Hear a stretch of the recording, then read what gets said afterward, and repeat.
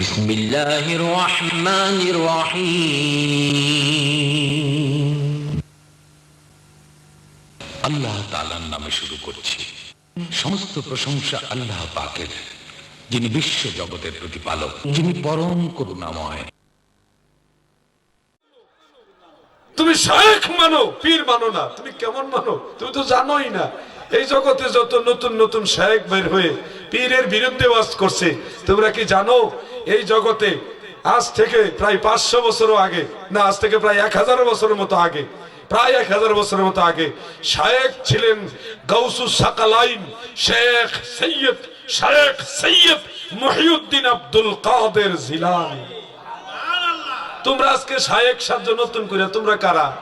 আগে যারা শায়েখ ছিল তারা ছিল আল্লাহর ওলি, তারা পীর মুরিদি করত। শায়েখ ছিল শায়েখ আহমদ সেরহিন্দি মুজাদ্দিদ আল ফেসানি, উনারও তো শায়েখ ছিল। তারা ছিল কুরআন সুন্নাহর শায়েখ, ইসলামের পক্ষের শায়েখ, ওলি আল্লাহর পক্ষের শায়েখ। আর এখনকার যুগের কথিত শায়েখ যারা, তারা আউলিয়া মানে না, তারা গাউসে পাককে মানে না, মুজাদ্দিদ আল ফেসানিকে মানে না, অথচ তারা 1000 বছর, 500 বছর, 600 বছর আগের শায়েখ। নতুন শায়েখ আর পুরান শায়েখের ব্যবধান হলো এটা। বাবাজি গুসা নিবেন না, তৈয়ার ইসলাম পাইছেন, এজন্য বড় বড় কথা বলেন। বাংলা ভারতে হযরতে মুজাদ্দিদ আল ফেসানি রাহমাতুল্লাহ আলাইহি, যিনি শায়েখ আহমদ সেরহিন্দি, তিনি যদি ভারতবর্ষে ওই সময় আল্লাহর তরফ থেকে না থাকতেন, তুমি বাবা মুসলমান হইতা দূরের কথা, তোমার 14 গোষ্ঠী মালাউন থাকত। আল্লাহকে যে পাইতে চায়, আল্লাহকে যে পাইতে চায়, হযরতকে ভালোবেসে আরশ কুরসি লৌহ কলম না চাইতেই পেয়েছে সে। আল্লাহুম্মা সাল্লি আলা মাশাআল্লাহ মুহাম্মাদ ওয়া আলা আলি সাইয়্যিদিনা মাওলানা। এই দুনিয়া পরে থাকবে, একদিন আমরা থাকবো না। সবাই আমাদের ভুলে যাবে, নবী গো আপনি ভুইলেন না। আল্লাহুম্মা সাল্লি আলা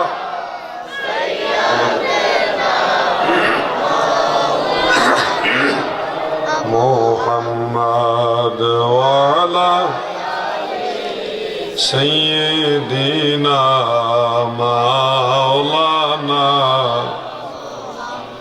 কিছুক্ষণ জিকির করেন লা ইলাহা ইল্লাল্লাহ, লা ইলাহা ইল্লাল্লাহ, লা ইলাহা ইল্লাল্লাহ মুহাম্মাদুর রাসূলুল্লাহ।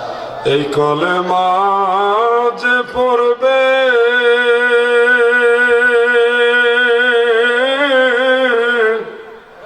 তার অন্ধ কলব না রইবে, নূরেতে নূর বয়ে যাবে, নূর মুহাম্মদ সাল্লাল্লাহু লা ইলাহা ইল্লাল্লাহ, জোরে লা ইলাহা ইল্লাল্লাহ, লা ইলাহা মুহাম্মদ রাসূলুল্লাহ সাল্লাল্লাহু আলাইহি ওয়াসাল্লাম। চরচারতলা নয়াহাটি বাইতুল মামুর জামে মসজিদ কমিটি ও যুবদের উদ্যোগে আয়োজিত কবরবাসীদের রূহের মাগফিরাতের কামনায় আজকের ঐতিহাসিক সুন্নি মহাসম্মেলনের সম্মানিত সভাপতি সাহেব জনাব হাজী মোহাম্মদ জয়নাল আবেদিন মুন্সি সাহেব, সম্মানিত সভাপতি বাইতুল মামুর জামে মসজিদ কমিটি, আমাদের মাঝে উপস্থিত আছেন প্রধান বক্তা মুফতি গাজী জিল্লুর রহমান আশিকি সাহেব হবিগঞ্জ। এছাড়াও আমার ডাইনে বামে, আমার পিছনে, আমার সামনে যারা উপস্থিত আশিক রাসূল, কোরআন প্রেমিক, সুন্নাহ প্রেমিক, নবী প্রেমিক, মুমিন মুসলমান মুসলিম জনতা, পর্দানিশী মা ও বোনেরা, সকলের প্রতি আমার আন্তরিক মোবারকবাদ।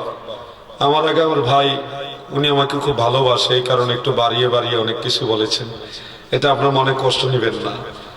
আমি আসলে আপনাদেরই এলাকার একজন সন্তান, আমি দূরের কেউ না।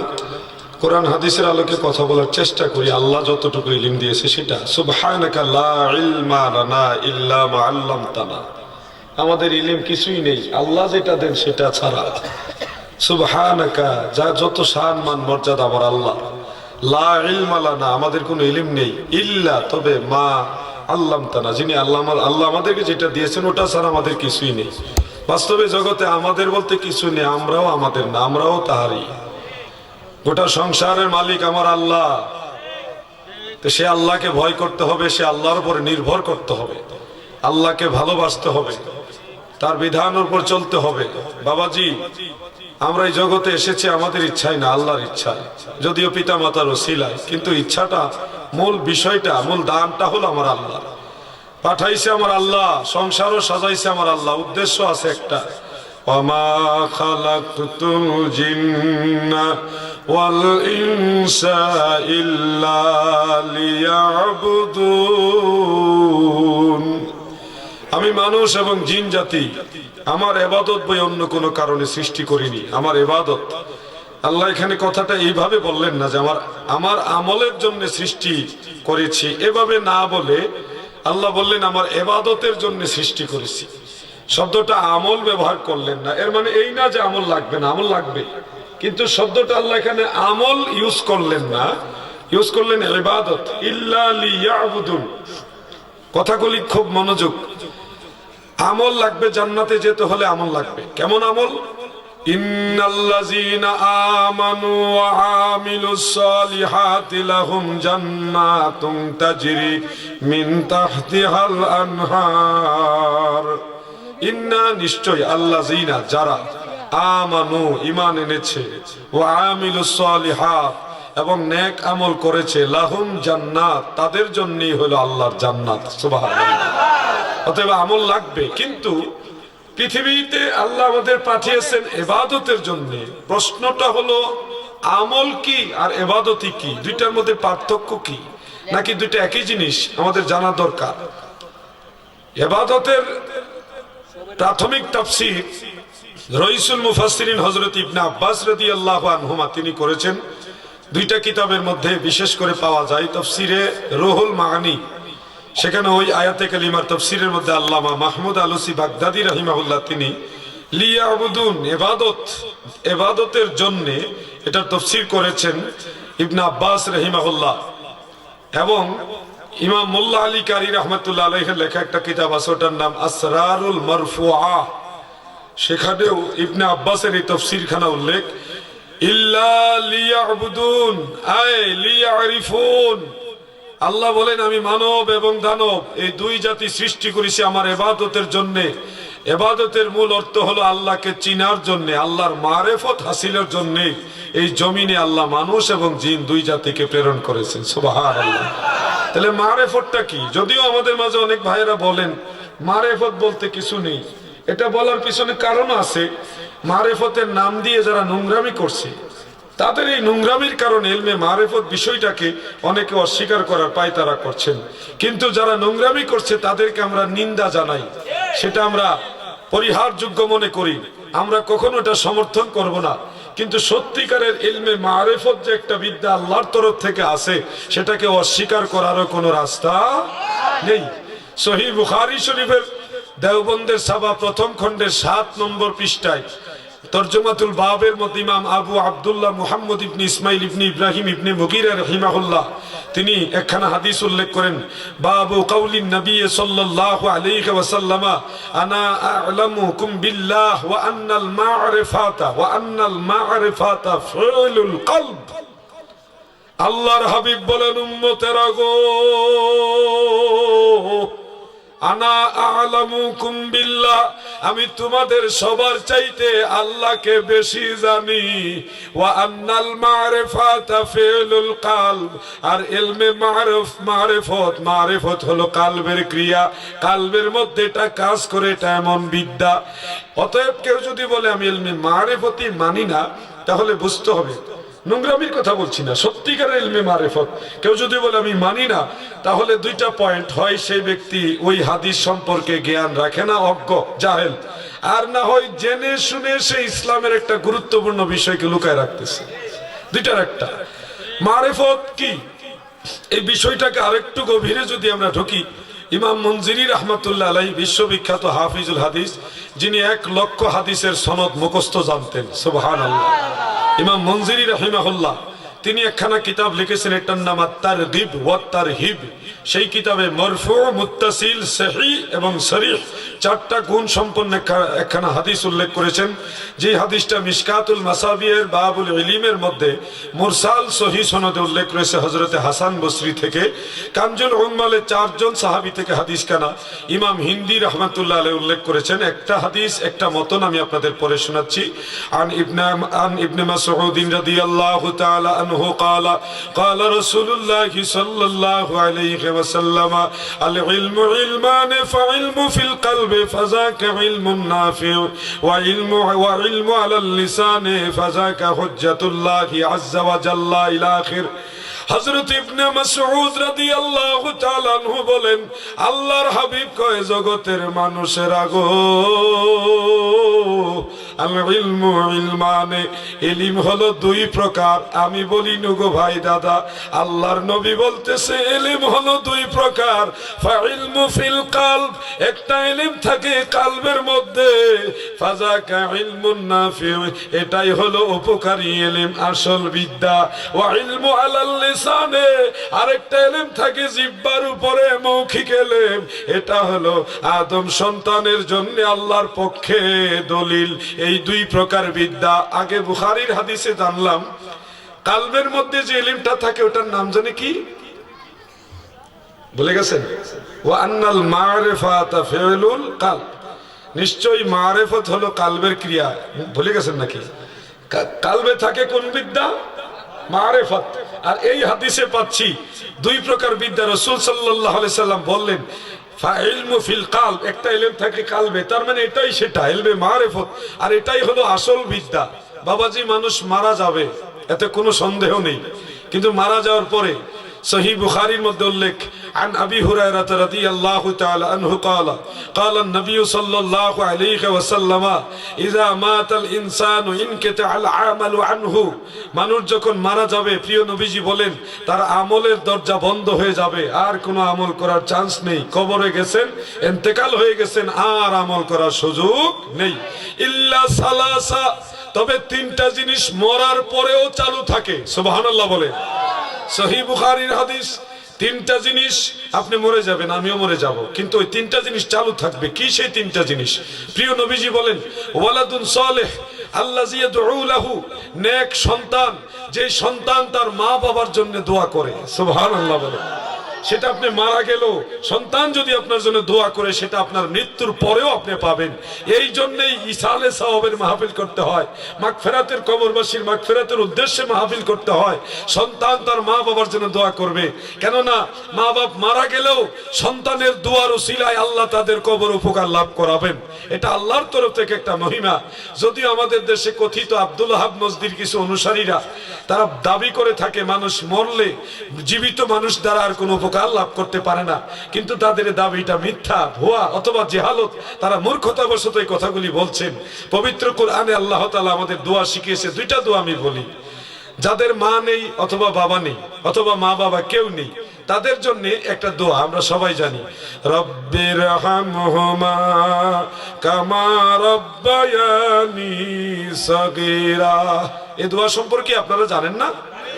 ধরেন আপনার মা নেই, আপনি দোয়া করতেছেন, রব্বির হামহুমা, রব্বি ওগো আমার রব, ইরহামহুমা, আপনি আমার মা বাবার প্রতি দয়া রহম করেন, ইরহামহুমা, রব্বির হামহুমা, আল্লাহ আমার পিতামাতার প্রতি দয়া করো, করুণা করো। কামা রাব্বায়ানি সগীরা, যেমনি ভাবে আমার মা বাবা আমাকে ছোটবেলায় আদর করেছিল, দয়া করেছিল, সেবা যত্ন করেছিল। আচ্ছা বলুন, এই দোয়াটা তো আমরা মৌলভী সাহেবরা, আলেম ওলামা, মসজিদের ইমাম সাহেব কেউ শিখায়নি। মূলত দোয়াটা তো কোরআন থেকে আমরা পাইছি, আল্লাহ শিক্ষা দিয়েছে। তো এখন আপনি জীবিত, আপনার মা বাবা মৃত, আপনি যে দোয়া করলেন মা বাবার জন্য, মা বাবার কি উপকার হবে না? আর যদি উপকার না হয়, তাহলে উপকার হয় না এমন দোয়া আল্লাহ কেন শিক্ষা দিলেন? যেহেতু আল্লাহ তাআলা শিক্ষা দিয়েছেন দোয়াটা, সেহেতু নিশ্চয়ই আমাদের দোয়ার দ্বারা মা বাবা কবরে উপকার হবে, উপকৃত হবে। ঠিক না? ঠিক হয়ে যায়। এমনি ভাবে অন্য মুসলমানদের জন্য দোয়া, আপনার মা বাপ ছাড়া অন্য মুসলিম জনতার জন্য দোয়া, সেটাও আল্লাহ শিক্ষা দিয়েছেন। খুব সাবধান, আমি কথাগুলি কেন বলছি? আহলে সুন্নাত ওয়াল জামাত যদি আমাদেরকে অনেকে পছন্দ করেন না, সেটা স্বাভাবিক মনে করি। আমরা তাদেরকে প্রতিপক্ষ মনে করি না, আমরা মনে করি তারাও আমাদের ভাই, কিন্তু তারা আমাদেরকে বুঝতে পারছে না। আল্লাহ যদি দয়া করে তারাও একদিন আমাদেরকে বুঝবে। ঠিক না? ঠিক ভাইজান? একটু জিকির করেন, লা ইলাহা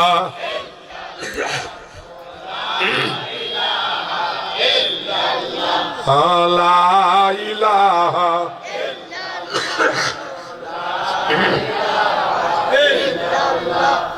লা ইলাহা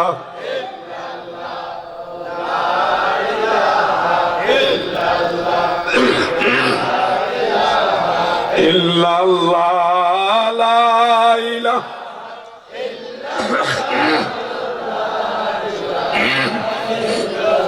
সাল্লাল্লাহু আলাইহি ওয়াসাল্লাম। প্রিয় ভাইরা, আমার কথাগুলি বিরক্ত হচ্ছেন আপনারা? আমি এই কথাটা আনার পিছনে কারণ আছে। আজকের মাহফিলটা কবরবাসীদের রুহের মাগফিরাতের উদ্দেশ্যে মাহফিল। মাগফিরাত মানে কি বুঝেন? ক্ষমা প্রার্থনার মাহফিল, ক্ষমা প্রার্থনার মাহফিল। আমরা আজকে মৃত ব্যক্তিদের জন্য আল্লাহর কাছে ক্ষমা চাবো।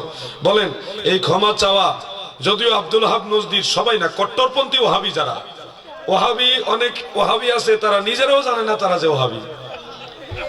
কথা বুঝতে পারছেন? এদেরকে দোষ দেই না, এরা বুঝে না এত কিছু। এরা সরল পাবলিক, আম পাবলিক, এরা মনে করতেছে এটাই মনে হয় ঠিক, কিন্তু আসলে যে দলটা হলো আব্দুল ওয়াহাব নজদির, ওটা তারা বুঝে না।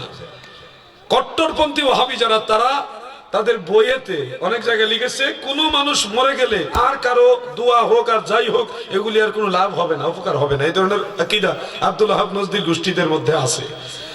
আল্লাহ তাআলা মা বাবা ছাড়া, ভাই ভলিউমটা একটু কমাই দেন, অন্য মুসলমানের জন্য দোয়াটা কিভাবে শিখাইছে? রব্বানা গফির লানা ওয়া লিইখওয়ানিনাল্লাযীনা সাবাকুনা বিল ঈমান। কোরআনের আয়াত থেকে এটা।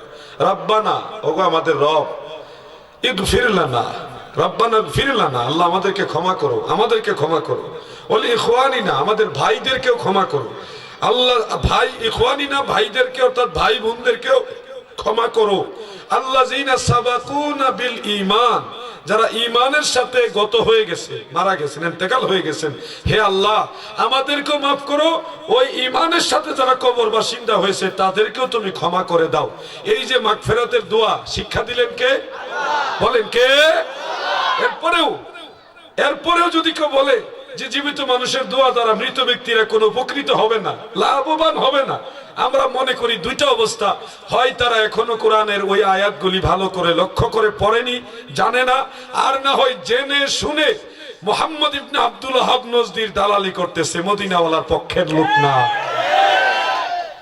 প্রিয় ভাইরা আমার, যে কথাগুলি বলা আমার উদ্দেশ্য, আমি গত কয়েকদিন আগে তো বলে গেলাম, তাফসীরে মাযহারি বিশ্ববিখ্যাত কোরআনের একখানা নির্ভরযোগ্য তাফসীরের কিতাব, সেটা দেওবন্দের ছাপা, নবম খণ্ড, পৃষ্ঠা নম্বর 103। কত পৃষ্ঠা? 103 নম্বর পৃষ্ঠায়। সেখানে কাজী সানাউল্লাহ ফানিফাতি রহমাতুল্লাহ আলাইহি তিনি এই হাদিসখানা উল্লেখ করেছেন। হাদিসটা মূলত বর্ণনা করেছেন ইমাম আবু নুআইম ইসফাহানি রাহিমাহুল্লাহ। তিনার হিলিয়াতুল আউলিয়া নামক একটা কিতাব আছে, হাদিসের কিতাব, সেইটার মধ্যে সনদ সহকারে বর্ণনা করেন। রাসূল সাল্লাল্লাহু আলাইহি সাল্লাম ইরশাদ করেন, আমার উম্মত যখন মারা যাবে, সে যদি মুমিন হয়, তার আমলনামার দুই ফেরেশতা আল্লাহর কাছে তার আমলনামা জমা দেওয়ার জন্য প্রস্তাব করবে, হে পরওয়ারদিগার, আপনার বান্দা ইন্তেকাল করেছে, তার এখন নেকিও করার সুযোগ নেই, বদিও করার সুযোগ নেই। হে আল্লাহ, আমাদের তো নেক এবং গুনাহ কোনো কিছুই লেখার এখন দরকার নেই। আল্লাহ, আমরা এখন কি করব? আল্লাহ তাআলা বলবেন, আমার বান্দা মুমিন ঈমান নিয়ে মরছে, তোমরা দুইজন আমার বান্দার কবরের কাছে যাও, কিয়ামত পর্যন্ত ওই কবরস্থানে অবস্থান করো এবং আমার বান্দার পক্ষে সুবহানাল্লাহ, আলহামদুলিল্লাহ, আল্লাহু আকবার এই তিনটা জিকির তোমরা করতে থাকো। কিয়ামত পর্যন্ত তোমরা দুইজনে মিলে যতবার জিকিরগুলি করবা, ওই সমস্ত জিকিরের সওয়াব আমার এই মুমিন বান্দার আমলনামায় যোগ করে দিবা। সুবহানাল্লাহ। উপকার মানুষের থেকেও হয়, উপকার ফেরেশতাদের থেকেও হয়। অতএব যদি কেউ বলে থাকে মাগফিরাত দুনিয়া থেকে করলে, কামনা করলে কবরবাসী উপকৃত হবে না, তারা আহলুস সুন্নাত ওয়াল জামাতের লোক নয়, তারা ইবনে আব্দুল ওয়াহাব নজদীর লোক, যারা শয়তানের সিংহের দল। তাদের থেকে সাবধান। লেবাস দেখলে পাগল হয়ে না, মতবাদ দেখতে হবে। প্রিয় ভাই বন্ধুরা আমার, আল্লাহর হাবিব বললেন, মানুষ মারা গেলে আমলের দরজা বন্ধ হয়ে যায়, তিনটা জিনিস চালু থাকে। একটা জিনিসের কথা বলেছি আমি, বলেন তো কি বলেছি? নেক সন্তান। নেক সন্তান মানে এমন সন্তান না, এমন আলেম না যে ওনারা আলেম বানাই গেছেন। আপনি জানাজা পরে দোয়া করবে না, দাফনের পরেও দোয়া করবে না, 7 দিনে 10 দিনে 20 দিনে 40 দিনে 39 দিনে ওই সময় দোয়া নিজেও করবো না, মানুষেরও করতে দিব না। বাৎসরিক একটু মিলাদ তো ফরাইতই না, 10 জন মিসকিন যে ডাক দিয়ে বাড়িতে একটু জিয়াফত করে খাওয়াইবো, হেডও করতো না। এটার নাম নেক সন্তান না। নেক সন্তান হলো ওয়ালাদুন সালেহ। নেক সন্তান কোন সন্তান? আল্লাযী ইয়াদউ লাহু, যেই সন্তান দোয়া করে ওই সন্তান। সুবহানাল্লাহ বলেন। কেউ যদি দাবি করে যে আমি একা একা দোয়া করি, সব সময় দোয়া করব, কোনো মানুষকে আমি খাওয়াবো না, মানুষকে ডাক দিব না, তার দাবিটা যদিও আমি ভিত্তিহীন মনে করি না, কিন্তু যথার্থও মনে করি না। কারণ 10 ভাইকে নিয়ে দোয়া করা আর একা একা দোয়া করা সবই দোয়া। একা একা দোয়া করা আর 10 ভাই দোয়া একসাথে করার মধ্যে ডিফারেন্স আছে। তাবারানীর মুআজামুল কবিরের মধ্যে উল্লেখ, হযরতে সালমান ফারসি রাদিয়াল্লাহু আনহু থেকে বর্ণিত, মাজমুআয়ে জাওয়াইদের মধ্যে ইমাম নুরউদ্দিন হাইসামি রাহমাতুল্লাহ আলাইহি তিনি হাদিসটাকে 10ম খণ্ডে উল্লেখ করে লিখেছেন, রিজালহু সিকাত, হাদিসের বর্ণনাকারী সবাই বিশ্বস্ত, অর্থাৎ এই হাদিস কানা সহিহ। ভাই মিয়া ঘুমায়েন না, ঘুমায়েন না, ঘুমায়েন না, একটু সজাগ থাকেন। প্রিয় ভাই বন্ধুরা আমার, আমি কি আজে বাজে কথা বলছি? কোরআন হাদিসের কথা আপনাদের খারাপ লাগবে? একটু বেশি বিরক্ত করব না, আমি অল্প কয়েকটা কথা বলে মোনাজাত করে দেব ইনশাআল্লাহ। তবে ধৈর্য ধরে শোনেন দাদা, রঙ্গিলা ওয়াজের কারণে আমাদের কথাগুলি মানুষ এখন শুনতে চায় না, অথচ এই কথাগুলি কোরআন হাদিসের ওয়াজ। আমরা চাই মানুষ আহলে সুন্নিয়তকে, মানুষকে ইদানিং দেখছি সবাই না, কিছু কিছু মানুষ এই গান গজলের কারণে সুন্নিয়তকে মনে করতেছে একটা ফালতু জিনিস, কিন্তু আসলে বিষয়টা এরকম না। সুন্নিয়ত এটাই হলো আহলে সুন্নাত ওয়াল জামাত, এটাই জান্নাতি দল, এটা নবীর দল। কথাগুলি কোরআন হাদিসের আলোকে শুনে রাখেন, কাজে লাগবে। ফিতনা বাসাদের দুনিয়াটা ভরে গেছে।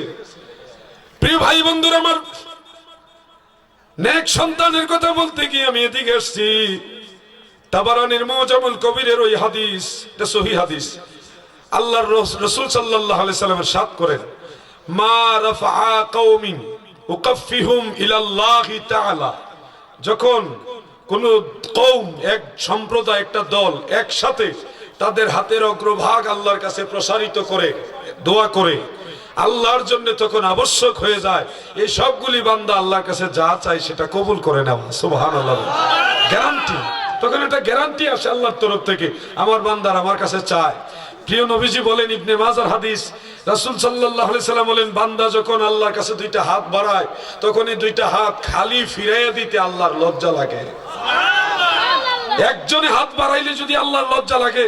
আর ওই হাদিস থেকে বোঝা যায় অনেকগুলি মানুষ একসাথে দোয়া করলে সেটা কবুল হওয়ার নিশ্চয়তা আল্লাহর তরফ থেকে পাওয়া যায়।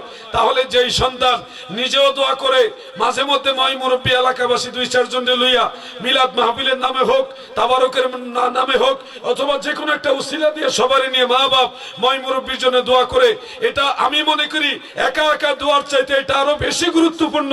আর এটাকে যারা এড়ায়া যাবে, বাবাজি আমি কি বলবো তাদের ব্যাপারে। প্রিয় ভাই বন্ধুরা আমার, খুব মনোযোগ। ওয়ালাদুন সালেহ আল্লাযী ইয়াদউ লাহু, নেক সন্তান, যে সন্তান মা বাবার জন্য দোয়া করে। আপনারা কি দোয়ার পক্ষে না বিপক্ষে? যদি আজকে আমার চাইতে বড় ডিগ্রি লাগায় একজন এসে বলে দোয়া লাগবে না, দোয়া বেদাত, তখন আপনারা কি করবেন? দোয়ার বিরুদ্ধে দাঁড়াই যাবেন নাকি? বাইরে সুন্নি মুসলমান হরে সাবধান, ওহাবি খারিজির দলে লুটিল ঈমান। ঈমানও লুটতেছে, এখন আমলও লুটতেছে। বলবে এই সময় নবীজি দোয়া করেনি বিদায় এখন দোয়া করা বিদআত, এরকম বলবে আপনাকে, যে এই সময় তো বাড়িতে মিলাদ দিয়ে দোয়া আল্লাহ রাসূল করেছেন, এরকম বলবে। তখন আপনি জানেন না, আপনি সাধারণ মানুষ, বলবেন হয়তো করেনি। তখন বলবে যেহেতু নবীজি করেনি এটা বিদআত। কিন্তু বাবাজি মাসালা সাবিত হয় কিভাবে? একটা জায়েজ কাজ কিভাবে সাবিত হয় আপনারা বলেন? এইভাবে প্যান্ডেল সাজিয়ে ওয়াজ মাহফিল আল্লাহ রাসূলের জামানায় কি ছিল? আল্লাহ রাসূল সাল্লাল্লাহু আলাইহি ওয়াসাল্লাম এইভাবে প্রচলিত নিয়মে যেহেতু ওয়াজ মাহফিল করেননি, সেহেতু এটা করা কি যাবে? করা যাবে না। তো করেন কেন? সুরে বলেন, করা যাবে কি না? কেন করা যাবে? এইভাবে হুবহু নবীজির জামানায় যদি ওয়াজ মাহফিল ছিল না, কিন্তু মূল জিনিসটা কোরআন হাদিসের কথা বলা, এই জিনিসটা নবীজির জামানায় ছিল। ছিল কি না? এখানে বাকি যেগুলি করা হয়েছে ওই মূল জিনিসটাকে একটু শান শৌকত বাড়ানোর জন্য করা হয়েছে। মূল জিনিসটা জায়েজ, ওই মূল জিনিসের সহযোগী হিসেবে এগুলিও জায়েজ। কোরআন হাদিসের শিক্ষা দেওয়া জায়েজ। বলেন আমাদের দেশে আলিয়া মাদ্রাসা বলেন আর কওমি মাদ্রাসা বলেন, এই দুই প্রকার মাদ্রাসার কোন এক প্রকারের মাদ্রাসার সিস্টেম এগুলি কি আল্লাহ রাসূলের জামানায় ছিল? তাহলে বলেন আমরা মাদ্রাসার পক্ষে না বিপক্ষে? কথা বলেন না কে? তো কেন পক্ষে হইলেন? এইরকম মাদ্রাসা, এই সিস্টেমের মাদ্রাসা তো রাসূল সাল্লাল্লাহু আলাইহি সাল্লামের জামানায় ছিল না। তো কেন আমরা এটার পক্ষে হইলাম? এটা তো হুবহু এরকম ছিল না।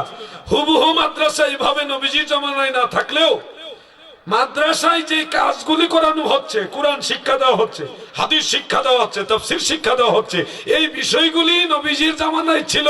মূল বিষয়টা জায়েজ। এজন্য মাদ্রাসার সিস্টেমে হোক, ওয়াজ মাহফিলের সিস্টেমে হোক, যে কোনো বিশুদ্ধ গ্রহণযোগ্য পন্থায় কোরআন হাদিসের শিক্ষা দেওয়া জায়েজ। দোয়া আমরা বাড়িতে করি আর ঘরে করি আর দোকানে করি আর যেখানে করি দোয়া করি, যদিও ঘরে বসে এই ধরনের হুবহু দলিল আপনারা কেউ নাও জানেন, কিন্তু দোয়া নবীজি করেছেন এটা জানেন না।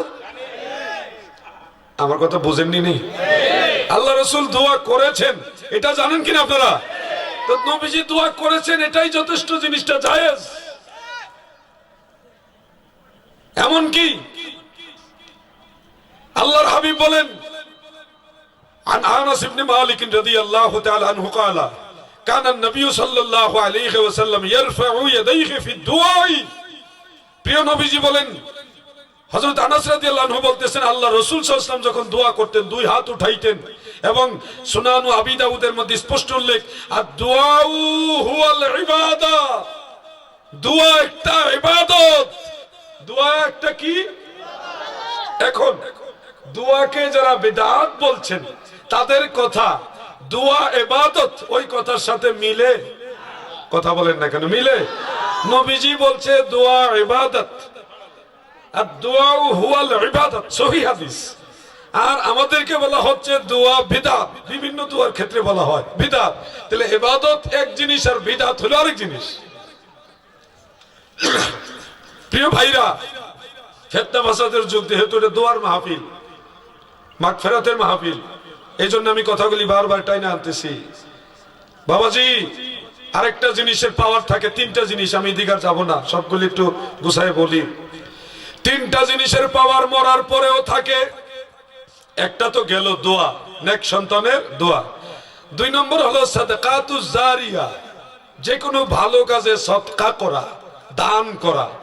এই জিনিসটা যেমন আপনি রাস্তার পাশে কয়েকটা গাছ লাগাইছেন, ঔষধি গাছ হোক, ফলবৃক্ষ হোক, অথবা টিউবওয়েল কাউকে দিলেন আল্লাহর ওয়াস্তে, সে পানি পান করলো, যে কোনো সদকা। মাদ্রাসায় দান করলেন, আব্দুল ওয়াহাব নজদির মাদ্রাসায় না, মদিনাওয়ালার মহব্বতের মাদ্রাসায়, মাদ্রাসায় দিলেন, যে কোনো জনকল্যাণমূলক কাজে দিলেন। সেগুলি আপনি মারা যাওয়ার পরে আপনি যতদিন কবরে থাকবেন, ওইগুলি যতদিন দুনিয়া থাকবে ততদিন পর্যন্ত নেক আমল আপনার আমল নামায় যোগ হতে থাকবে। এটা একটা। তিন নম্বরে ওয়া ইলমুন, ওই ইলম আল্লাযী ইউনতাফাউ বিহি, যে ইলম দ্বারা উপকার লাভ হয়, সেই ইলম উপকারী ইলম। ওই যে ইলমুন ওয়া ইলমু আলাল ফাইলমু ফিল কলবে, একটা ইলম থাকে কলবে, ফাযাকা ইলমুন নাফি', সেটাই হলো উপকারী ইলম। উপকারী ইলম কোনটা? যেটা কলবের মধ্যে থাকে। কথাগুলি মিলাবে। কলবের মধ্যে যেটা থাকে সেটা হলো উপকারী ইলম। আর এখানে রাসূল বললেন মানুষ মারা গেলেও ওই ইলমটা চলমান থাকবে, এটা শেষ হয়ে যাবে না, এটা চলমান থাকবে। মানুষ ইন্তেকাল হয় কিন্তু ইলমটা শেষ হয় না, এটা প্রবাহমান থাকে। মানুষ মরার পরেও সেই ইলম দ্বারা উপকার লাভ করতে পারে। জোরে বলেন সুবহানাল্লাহ। প্রিয় ভাই বন্ধুরা আমার, মনোযোগ দিয়ে শুনবেন। ইলমে নাফি নিয়ে অনেক কথা বলা যাবে। আমি বলতে বলতে একটা বিষয় আপনাদের সামনে আনার নিয়ত রাখছি। আপনাদের দৃষ্টিতে ইলমে বাতেন বলতে কিছু আছে কিনা? অনেকে সন্দিহান, কারণ আমরা সাধারণ মানুষ যারা আছি আমরা বিপদে আছি। বিপদে কথা বলতে ঠিক না, অনেক বিপদে, কঠিন বিপদে আছি। ইলমে বাতেন অনেকে মানে না, অথচ কোরআন শরীফে ইলমে বাতেনের কথা আছে। কোথায় আছে? সূরা কাহাফ, বহু জায়গাতে আছে। আমি সূরা কাহাফের 65 নম্বর আয়াতের কথা বলি। কত নম্বর আয়াত? 65 নম্বর আয়াত। আল্লাহ তাআলা বলেন, যারা পারেন তিলাওয়াত করেন, বিসমিল্লাহির রহমানির وآتيناه رحمة من عندنا وعلمناه من لدنا علما। আমার আল্লাহ বলেন, আমি তাকে অর্থাৎ খিজির আলাইহিস সালামকে বিশেষ রহমত দিয়েছি। ওয়া আল্লামনাহু, আল্লাহ বলেন আমি তাকে শিক্ষা দিয়েছি। আমি কি শিক্ষা দিয়েছি? ওয়া আল্লামনাহু মিন লাদুন্না ইলমা, ইলমে লাদুন্নি শিক্ষা দিয়েছি। কি দিয়েছি? ইলমে লাদুন্নি। এটা আবার কি প্রশ্ন হতে পারে, ইলমে লাদুন্নি কি? তো ইলমে লাদুন্নির ব্যাপারে তাফসীরে খাজেনের মধ্যে লেখছে ইলমে বাতিন। আল্লাহ নিজেই বাতিনি বিদ্যা, আল্লাহ নিজেই ইলমে বাতিন হযরতে খিজির আলাইহিস সালামকে শিক্ষা দিলেন। বলেন তো, আল্লাহ যে জিনিসটা শিক্ষা দিলেন কোরআনের মধ্যে স্পষ্ট আছে, এরপরে কেউ যদি বলে ইলমে বাতিন বলতে আমি কিছু মানি না, সে কি কোরআন মানলো? কথা বলেন, মানলো? প্রিয় ভাইরা আমার, ইলমে বাতিনের অনেকগুলি দিক আছে। আমি সবগুলি দিকের দিকে যাওয়া সম্ভব হবে না, তবে এতটুকু বলি, আউলিয়া কেরামদের প্রতি আপনাদের অনীহাটা যেন না আসে। ভণ্ড যারা, তারা তো ভণ্ড, ভণ্ডের পরিচয় সে ভণ্ড, সে পীর না, সে ভণ্ড। কিন্তু যারা সত্যিকারের আল্লাহর ওলি, পীর যারা, তারা সত্যিকারের আল্লাহর ওলি হয়। ঠিক না ঠিক? ভণ্ডের পক্ষে আমরা কখনই কথা বলবো না। আর যারা কথায় কথায় যাকে খুশি তাকে ভণ্ড বলে, আমরা মানে যাচাই বাছাই ছাড়া কথায় কথায় যদি মানুষকে ভণ্ড বলে, আমরা তখন মনে করি তার আমলের মধ্যে ভেজাল আছে, সে নিজেই ভণ্ড। নিজের চরিত্র দিয়ে সবাইকে বিচার করবেন না। দাদু ভাই আমার, কষ্ট হচ্ছে আপনাদের? খুব মনোযোগ দিয়ে শুনবেন। আমাদের এই জামানাটা এমন একটা কঠিন জামানা পড়ে গেছি যে পীর আউলিয়ার কথা বললে অনেকে মনে করে এগুলি হলো মাজার পূজারি, মাজার পূজারি, পীর পূজারি, এরকম আমাদেরকে বলে। কিন্তু আসলে এরা যে কত বড় নিমক হারাম।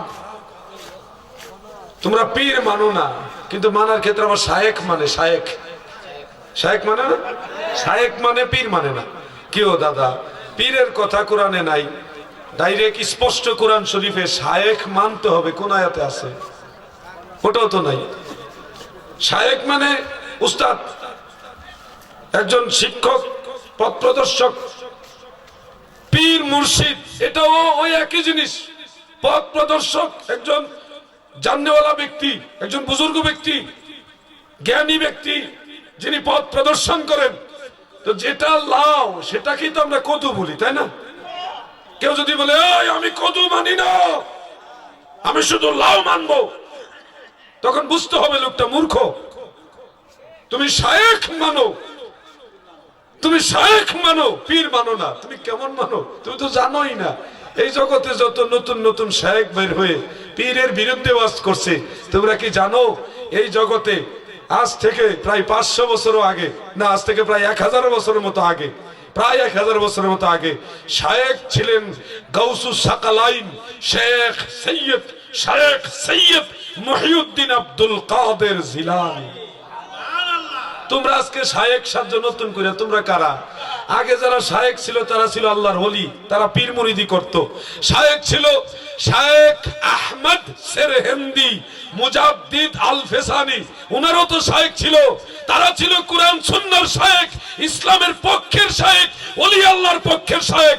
আর এখনকার যুগের কথিত শায়েখ যারা, তারা আউলিয়া মানে না, তারা গাউসে পাককেও মানে না, মুজাদ্দিদ আল ফেসানিকে মানে না, অথচ তারা 1000 বছর 500 বছর 600 বছর আগের শায়েখ। নতুন শায়েখ আর পুরান শায়েখের ব্যবধান হলো এটা। বাবাজি গুসা নিবেন না, তৈয়ার ইসলাম পাইছেন এজন্য বড় বড় কথা বলেন। বাংলা ভারতে হযরতে মুজাদ্দিদ আল ফেসানি রাহমাতুল্লাহ আলাইহি, যিনি শায়েখ আহমদ সেরহিন্দি, তিনি যদি ভারতবর্ষে ওই সময় আল্লাহর তরফ থেকে না থাকতেন, তুমি বাবা মুসলমান হইতা দূরের কথা, তোমার 14 গোষ্ঠী মালাউন থাকতো। কারণ বাদশা আকবর দিন এলাহি নাম দিয়ে ইসলাম ধর্মকে ডুবিয়ে দিচ্ছিল। সেই কঠিন করুণ মুহূর্তে আল্লাহর এই সত্য দ্বীনের ঝান্ডা হাতে নিয়েছেন মুজাদ্দিদ আল ফেসানি। আজকে তাদের প্রতি তোমরা কৃতজ্ঞ না? তারা পীর মুরিদি মানে, আর তোমরা কত বুঝো পীর মুরিদি নেই। কি বলো তোমরা? আশ্চর্য পাগলামি করো। প্রিয় ভাই বন্ধুরা আমার, আমি একটা গজল গাইলে কি বিরক্ত হবেন? শাহজালাল ইয়ামেনি আব্দুল কাদের জিলানী, তাদেরও তো ছিল পীর জাননি তুমি। আহারে, আচ্ছা দাদা, যদি আপনারা আল্লাহ রসুলের জামানায় থাকতেন, এটা উদাহরণ হিসেবে বলছি, অথবা এরকম কোন সুযোগ পেতেন যে দয়াল নবীজির কাছে বায়াত হইতে পারবেন, নবীজির কাছে বায়াত হইতে পারবেন, বলেন তো আল্লাহ রসুলের কাছে বায়াত হইতে কি চেষ্টা করতেন? জোরে জোরে বলেন, চেষ্টা করতেন না? সবকিছু বিক্রি করে হলো নবীজির কাছে বায়াত হওয়ার জন্য যাইতাম। বাংলাদেশের মুসলমানের এরকম প্রেম আছে, নবীজির কাছে বায়াত হওয়ার জন্য সবকিছু বিসর্জন দেওয়ার জন্য প্রস্তুত, এমন আশেক আছে এখনো। সত্যিকার অর্থে বায়াত এই জিনিসটা কারো বানানো না, এই বায়াত আল্লাহর তরফ থেকে আসছে। কিভাবে আসছে শোনো, মুসনাদ আহমদের হাদিস, মিশকাত শরীফের দেওবন্দের ছাপা 69 পৃষ্ঠার মধ্যে উল্লেখ। রাসূল সাল্লাল্লাহু আলাইহি সাল্লাম বলেন, মেরাজের রজনীতে আমি আল্লাহর কাছে যখন গেলাম, আল্লাহর কুদরতি 2 হাত আমার 2 কাঁধের উপরে রাখলেন, মাজাজি অর্থে রাখার পরে আল্লাহ তাআলা নবীজিকে জিজ্ঞাসা করে, হাবিব, 7 আসমান 7 জমিনে ফেরেশতারা কিচির মিচির করে কি বলে, আপনি কি তা অনুধাবন করতে পারছেন? নবীজি তখন বললেন, আল্লাহ, আমার বুক ঠান্ডা হয়ে গেছে, আমি এখন কিছুই অনুভব করতে পারছি না। তখন আল্লাহর কুদরতি হাত নবীজির সিনার মধ্যে লাগায় দিয়েছে। তারিখ ইবনে আসাকিরের মধ্যে উল্লেখ, নবীজির আঙ্গুল, আল্লাহর কুদরতি আঙ্গুল নবীজির সিনা মুবারকে লাগাই দিয়ে বলছেন, হাবিব, এবার কি অনুধাবন করতে পারছেন? তখন রাসূল সাল্লাল্লাহু আলাইহি সাল্লাম বলেন, ফাআলিমতু মা ফিস সামাওয়াতি ওয়াল আরদ, 7 আসমান 7 জমিনে যত ইলম ছিল সেদিন থেকে আমি জেনে গেলাম। জোরে বলেন সুবহান।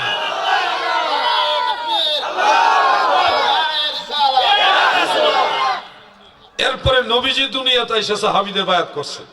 কোন জায়গায় দলিল? কোরআনে সূরা ফাতাহ 10 নম্বর আয়াত। কত বলেন না, কত? 10 নম্বর আয়াতে আল্লাহ তাআলা বলেন, যারা পারেন তিলাওয়াত করেন, বিসমিল্লাহির রাহমানির ইন্নাল্লাযীনা ইউবাইউনাকা ইন্নামা ইউবাইউনাল্লাহ ইয়াদুল্লাহি ফাওকা আইদিহিম।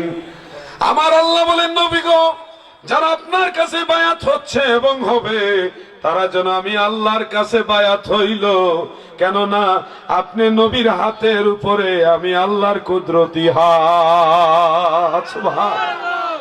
এখানে একটা পয়েন্ট খুব মনোযোগ দিয়ে শুনে রাখবেন। ইউবাইউনাকা, এটা মুজারের সিগা, মানে বর্তমান কাল ভবিষ্যৎ কাল, 2টা কাল এই শব্দটার মধ্যে আছে। আল্লাহ বলেন বর্তমানেও যারা আপনার কাছে বায়াত হচ্ছে, ভবিষ্যতেও যারা আপনার কাছে বায়াত হবে, তারা সবাই আমি আল্লাহর কাছে বায়াত হবে। সুবহানাল্লাহ। তবে গ্রামারের আরেকটা নিয়ম, জুমলা বা বাক্যের শুরুতে যদি ইন্নাল্লাযিনা থাকে, ইন্নাল্লাযিনা এটা যদি থাকে, তখন ওই মাজির সিগা অথবা মুজারের সিগা এটা দাওয়াম হয়ে যায়, সর্বকাল হয়ে যায়। অর্থাৎ যেমন ইন্নাল্লাযিনা ইউবাইউনাকা, ইউবাইউনা এই কথাটার আগে ইন্নাল্লাযিনা শব্দটা আছে, বিধায় গ্রামারের নিয়ম অনুযায়ী ইউবাইউনাকার অর্থ হবে অতীতে, বর্তমানে, ভবিষ্যতে, সর্বকালে যারা আপনার কাছে বায়াত হয়েছিল, হচ্ছে, হবে, তারা সবাই আমি আল্লাহর কাছে বায়াত হবে। জোরে বলেন সুবহানাল্লাহ। তাহলে নবীজির সেই বায়াত এখন বন্ধ হয়ে যায়নি, বায়াতে রাসূল এখনো প্রবাহমান আছে কোরআন অনুযায়ী। তাহলে আল্লাহ রসুলের কাছে বায়াত হওয়ারও সুযোগ এখনো আছে। কিভাবে আছে? এবার সেই পন্থাটা আমরা জানবো। দাদু ভাই গো আমার, পীর আউলিয়া যারা মানেন না, তারা এই বিষয়টা বুঝবেন, ভালো করে বোঝার চেষ্টা করবেন। আপনি আজকে হঠাৎ করে বায়াতও মানেন না, পীরও মানেন না, আমাদেরকে কোরআন হাদিস দেখাচ্ছেন, কিন্তু বায়াতও মানেন না, পীরও মানেন না। আপনাদের এই বুঝটা যে আমাদের সাথে মিলছে না, কোন কারণে একটু আমি সামনে আনছি।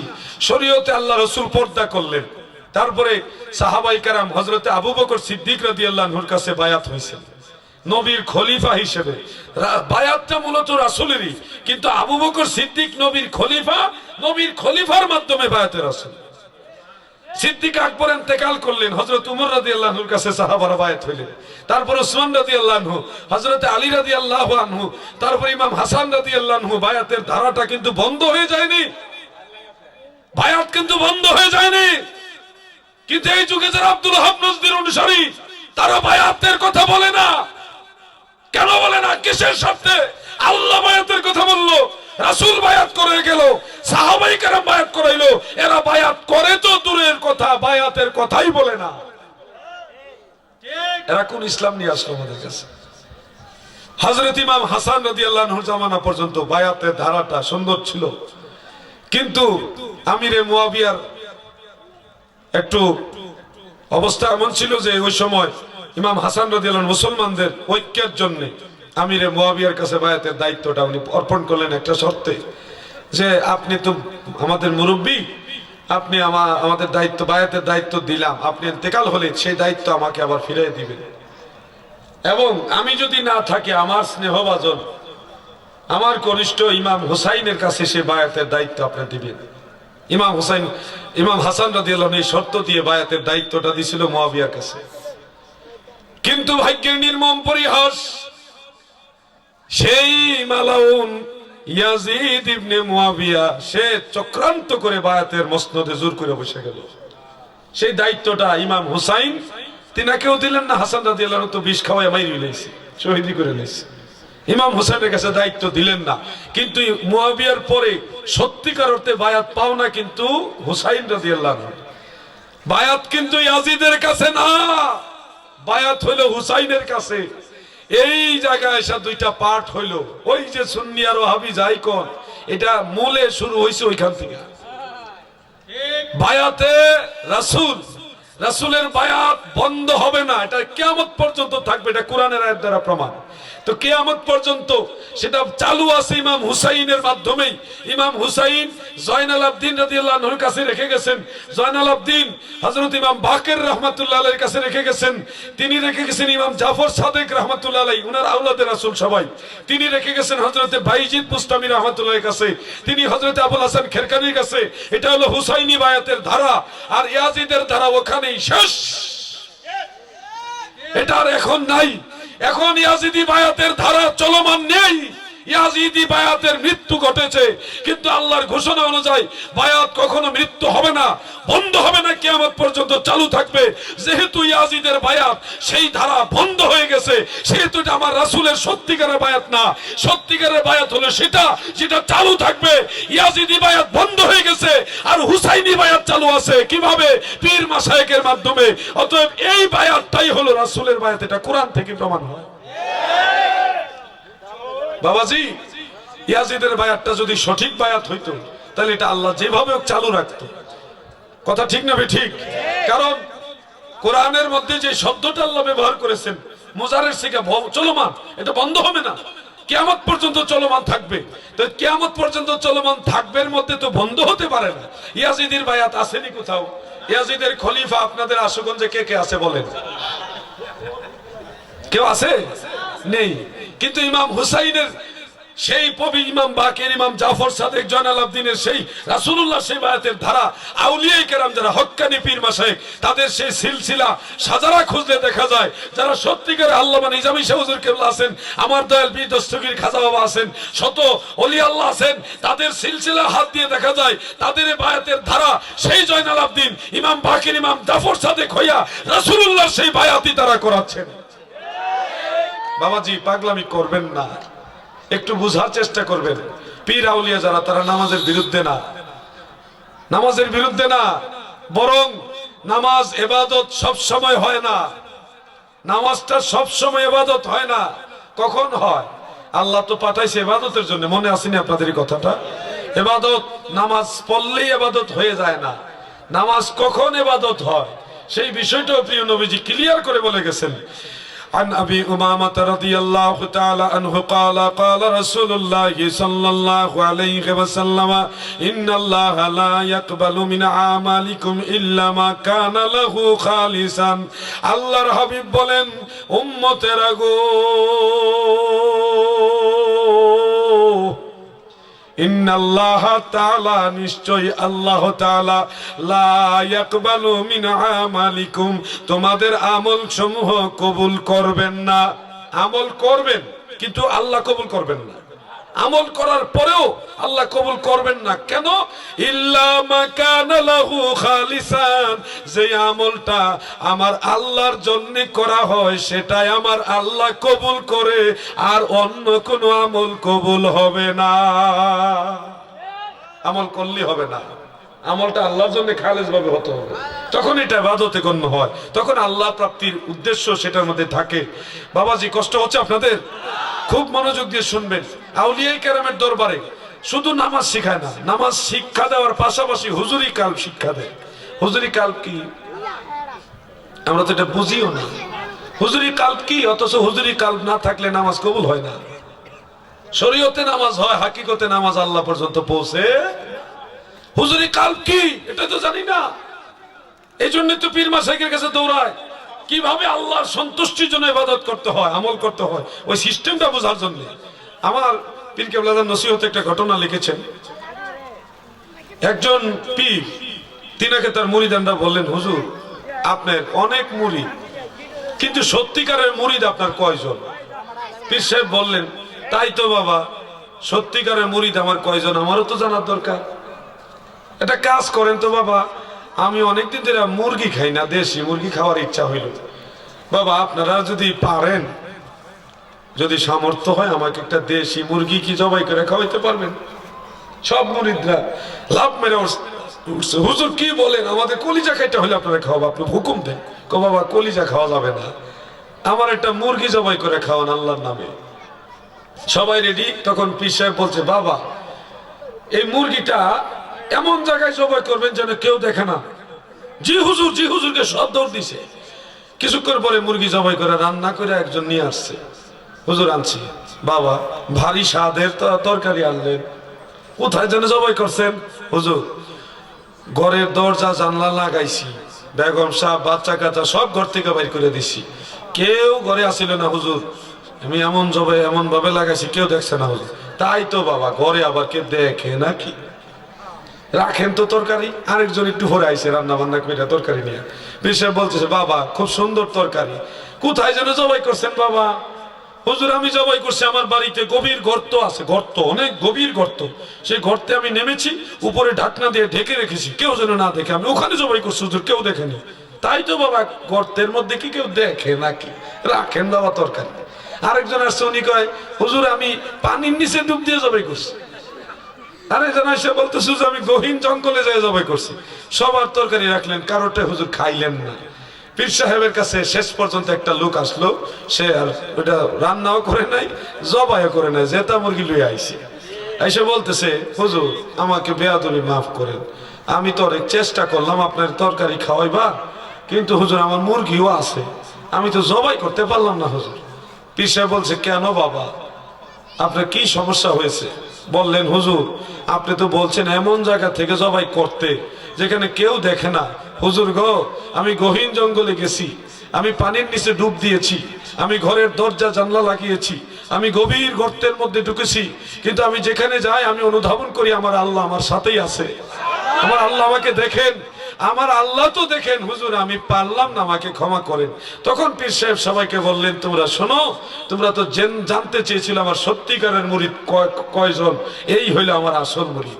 এই দেখো, এইভাবে আল্লাহর ওলিরা তাদের মুরিদানদেরকে, পীর সাহেবরা তাদের মুরিদানদেরকে তাকওয়া শিক্ষা দেয়, আল্লাহর ভয়, আল্লাহর অন্তরের মধ্যে, আল্লাহ আমাদের অন্তরে আল্লাহর যে ক্ষমতা, আল্লাহর যে দৃষ্টি, আমাদের উপস্থিতি, সেটা হুজুরি কাল, এইভাবে আল্লাহর ওলিরা শিক্ষা দেয়। তোমরা বুঝো না, তোমরা শুধু বুঝো যে এক বালতি, একটা ওয়াজ শোনাবো আপনাদেরকে, শোনাবো, একটু দুরূদ শরীফ পড়েন, আমি ওয়াজটা বাইর করি।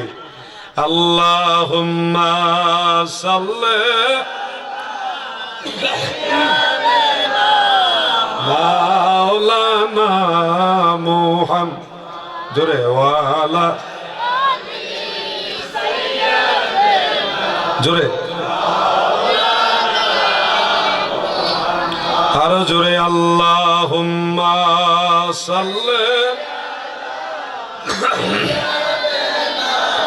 মাওলানা মুহাম্মদ ওয়ালা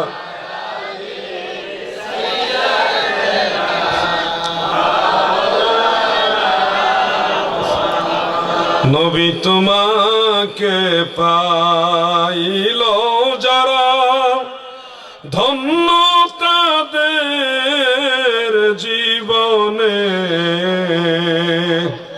ভয় নাই তাদের কোনো কালে, ভয় নাই তাদের মরণে।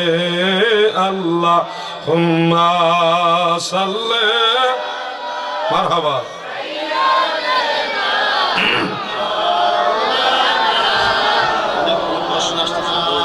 ওয়ালা আলি সাইয়্যিদিনা।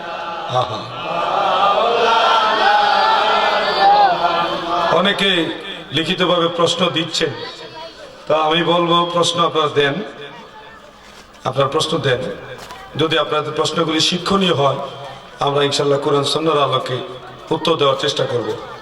তবে এমন প্রশ্ন করবেন না যেগুলি শিক্ষণীয় না। যদি এরকম প্রশ্ন আমরা পাই যেগুলি আমাদের কাছে ওরকম গ্রহণযোগ্য মনে না হয়, শিক্ষণীয় না হয়, তাহলে এগুলো আমরা এলাও করব না। প্রশ্ন আপনারা স্টেজে দিতে পারেন, তবে এরকম না যে আমরা আপনাদের প্রতিপক্ষ, ওরকম না, আমরা আপনাদের ভাই। জানার উদ্দেশ্যে খটকা প্রশ্ন দেওয়া যায়, কিন্তু এগুলি দিয়ে সমাধান আসবে না, শান্তি আসবে না। কিন্তু শান্তির জন্য, জানার জন্য প্রশ্ন থাকলে স্টেজে পাঠান, আমি অনুমতি দিলাম ইনশাআল্লাহ। লা ইলাহা, জোরে লাই, লা ইলাহা, বাস লা ইলাহা ইল্লাল্লাহ মুহাম্মাদুর রাসূলুল্লাহ সাল্লাল্লাহু আলাইহি ওয়াসাল্লাম। সম্ভবত ওয়াজটা আমি পেয়েছি, আপনারা একটু শুনেন কি শিক্ষা দেওয়া হচ্ছে। বলছিলাম পেশাবখানা, পায়খানা, গোসলখানা, বৈঠকখানা মোর শারীরিক ক্ষমতা লাগে বিবাহ করার জন্য। গাভীর পেশাবে কাপড় ভিজিয়ে নিয়ে সালাত আদায় করলে কোনো সমস্যা নেই।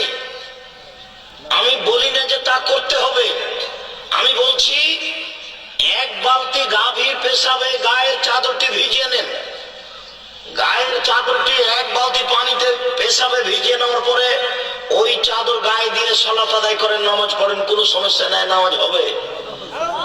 এখন আরো আছে অনেক, একটা শুধু উদাহরণ হিসেবে আপনাদের বললাম, শোনালাম। গরু, গাভী বুঝেননি? গরু, গরুর সেনা, আমাদের কজর ভাষায় সেনা কয়, আপনারা আশুগঞ্জের ভাষায় কি কয়? সেনার গন্ধ বড় সুগন্ধ না? সেনার, আরে মুশকিল রে, সেনা দিয়া গায়ের চাদর ভিজাইয়া এটা গায়ে দিয়ে নামাজ পড়তে নামাজ হইব, এই লো মশলা। এখন আপনারা আমরা কইলে তো আমরা মনে করেন এটি শুননি, এটির কথা শুনুন যাইতো না। আমরা তো কি কই শুনেন না। ও যেখানে একটা পেঁয়াজ, কাঁচা পেঁয়াজ খাওয়া মাকরু না, ওইটা পরে নামাজে যাওয়া পর্যন্ত মাকরু, দুর্গন্ধের কারণে। জিনিসটা এত খারাপ না, উপকারী জিনিস, কিন্তু দুর্গন্ধের কারণে মাকরু। কাঁচা পেঁয়াজের চাইতে গরুর সেনার গন্ধটা আরো ভালো না?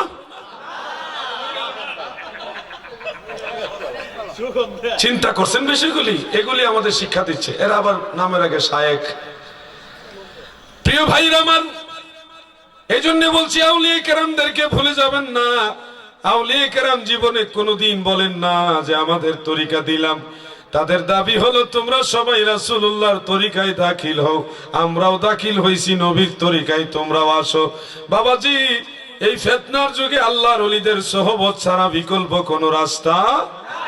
যদি ঠকিতে না চাহো হাটে এসে বসপি রে নিকট যে ঘেসে হৃদয়াকোষেই মহা উপদেশে মনে মুখে মুহাম্মদ শব্দ বলো। এরকম অনেক কথা আপনাদের বলবে, তাদের কথা কান দেওয়া যাবে না। আল্লাহর ওলিদের সাথেই থাকেন। আপনাদেরকে বলবে, আরে ওলি আল্লাহ তো দূরের কথা, নবীজি নিজেই তো তার খবর জানবেন না। এখানে আরেকটা ওয়াজ আছে, আমি শোনাতে পারবো আপনাদেরকে। তিনি বলছেন, আমি এটা বের করতে আবার সময় লেগে যাবে, এই জন্য আমি চাচ্ছি না বারবার আপনাদের এটা অসুন্দর হয়ে যায়। হ্যাঁ, আমি আপনাদের শুনিয়ে দিচ্ছি, কেউ চাইলে আমি আপনাকে ওই ব্লুটুথ অথবা যে কোনো সিস্টেমে হোক আপনাকে এটা দিব আমি ইনশাআল্লাহ।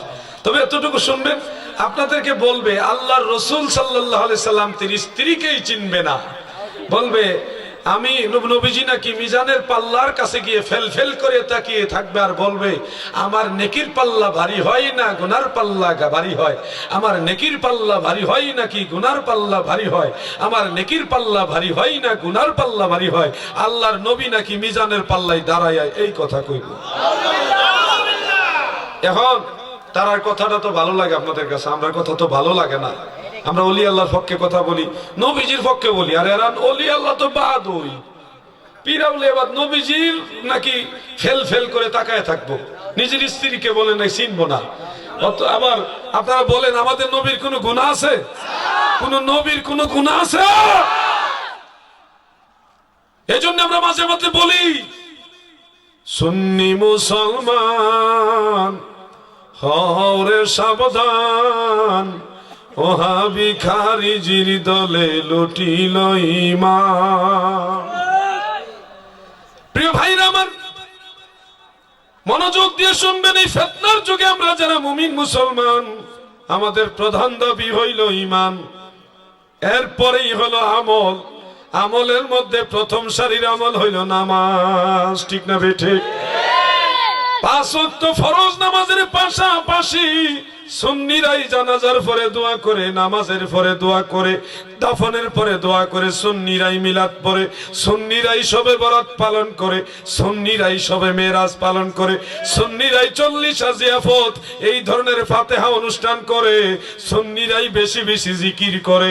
ওয়াহাবিরা সব কিছু বিদআত কইয়া আমগুরে আবার বুঝায় তারা নাকি বেশি আমল করে। আমল তো দিয়ে আমরাই করি, আমরা যেগুলি করি এগুলিকে তারা বেদাত নাজায়েজ বইলা তারা হন বেশি সওয়াবের দেখায়। কি তাদের আমলটা কি? লম্বা একটা জুব্বা আছে, পাগড়ি মাসে মাশাআল্লাহ পাগড়িও আছে, এগুলি আমল। আমরা নিন্দা করি না, নিন্দা করার সুযোগও নেই। কিন্তু লেবাস দেখাইয়া নামাজ দেখাইয়াই শুধু আমল না, এর পাশাপাশি বহু আমল আছে। আমরা জিকির করলে আমাদেরকে বেদাতি কয়। দুরূদ শরীফ বেশি বেশি, দুরূদ ইব্রাহিম তো পড়িই, এছাড়াও অন্যান্য দুরূদ শরীফ ওয়াহাবিরা বেশি পড়ে না, আমরা বেশি পড়ি। দুরূদ ইব্রাহিম আমরাও পড়ি, নামাজে পড়ি, মাঝে মধ্যে নামাজের বাইরেও পড়ি না ভাইজান, পড়ি। কিন্তু এটা ছাড়া আরো অনেক প্রকার দুরূদ শরীফ আমরা পড়ি কিনা? কথা বলেন না কেন? পড়ি কিনা? ওয়াহাবিরা পড়িনি, তা আমলটা বেশি করলো কেডা? প্রিয় ভাইরা আমার, আসল কথা কইতে গেলে তো আলাউদ্দিন জিহাদি ভালো না, আমরা বক্সে আরে বকলাম কো। আমি আসল কথা বলতে কারো বিরুদ্ধে তো কথা বলছি না, আমি তো কোরআন হাদিসের কথাগুলি বলছি, আল্লাহ এবং আল্লাহ রাসূলের পক্ষে কথাগুলি বলছি। এগুলি বললে যদি মনে করো গালি দিছি, বকছি, তাহলে তো এটা অবিচার হবে। আমি তো একবারও বলিনি যে আমার পথে আসো, আমি বারবার একটা কথাই বলতেছি, আল্লাহর নবীর পথে আসো, আল্লাহর পথে আসো। ওই পথটাই আহলে সুন্নাত ওয়াল জামাত, যেই পথে আল্লাহর ওলিরা ছিল। ঠিক না বেঠে? আমি তো ওটাই বলছি, আমি তো একবারও বললাম না আমার পথে আসো। প্রিয় ভাই বন্ধুরা, একটা বিষয় আমি আরেকটু সহজ করে বুঝাই। আমাদের নবী মরা না জিন্দা? আমরা সুন্নি জামাতের লোক বিশ্বাস করি আল্লাহ নবী জিন্দা, ওয়াহাবিরাও বিশ্বাস করে আল্লাহ নবী জিন্দা। তবে দুই বিশ্বাসের মধ্যে একটু ব্যবধান আছে। যেমন আমরা বলি আল্লাহ নবী জিন্দা, আমাদের মত যেমন আমরা মারা গেলে আমাদের দেহটা পয়সা যাবে, কিন্তু রুহু জিন্দা, আলমে বরজকে রুহুটা জিন্দা। সেটা ইল্লিনে থাকুক আর সিজ্জিনে থাকুক, জিন্দা থাকবে, জীবিত থাকবে। খুব মনোযোগ। তাদের দাবি হলো আল্লাহ নবী মারা যাওয়ার পরে শুধু দেহটা পচবে না, আমরাটা পয়সা যাবে, নবীজির দেহটা পচবে না, বাকি সব আমরার মতো। এই হইল ব্যবধান।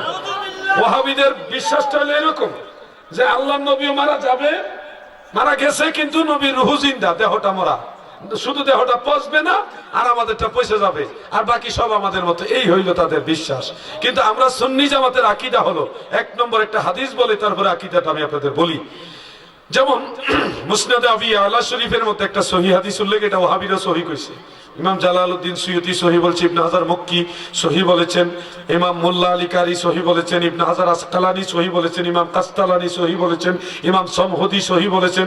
একেবারে যত ইমাম আছে সবাই হাদিসটাকে সহিহ বলেছে। সেই হাদিসখানা হলো عن أنس بن مالك رضي الله تعالى عنه قال قال النبي صلى الله عليه وسلم الأنبياء أحياء في قبور يصلون। আরেকটা হাদিস বলি, সহিহ মুসলিমের হাদিস, যেটা মুসনাদ আহমদের মধ্যে আছে। আন আনাস ইবনে মালিক রাদিয়াল্লাহু আনহু قال قال النبي صلى الله عليه وسلم مررت على قبر موسى في ليلة الإسراء ورأيته وهو قائم يصلي।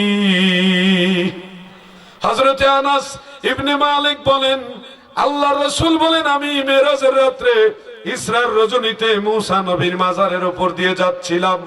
আমি তাকায় দেখি আল্লাহর নবী মুসা তার মাজারে দাঁড়ায়া দাঁড়ায়া সালাত আদায় করছে।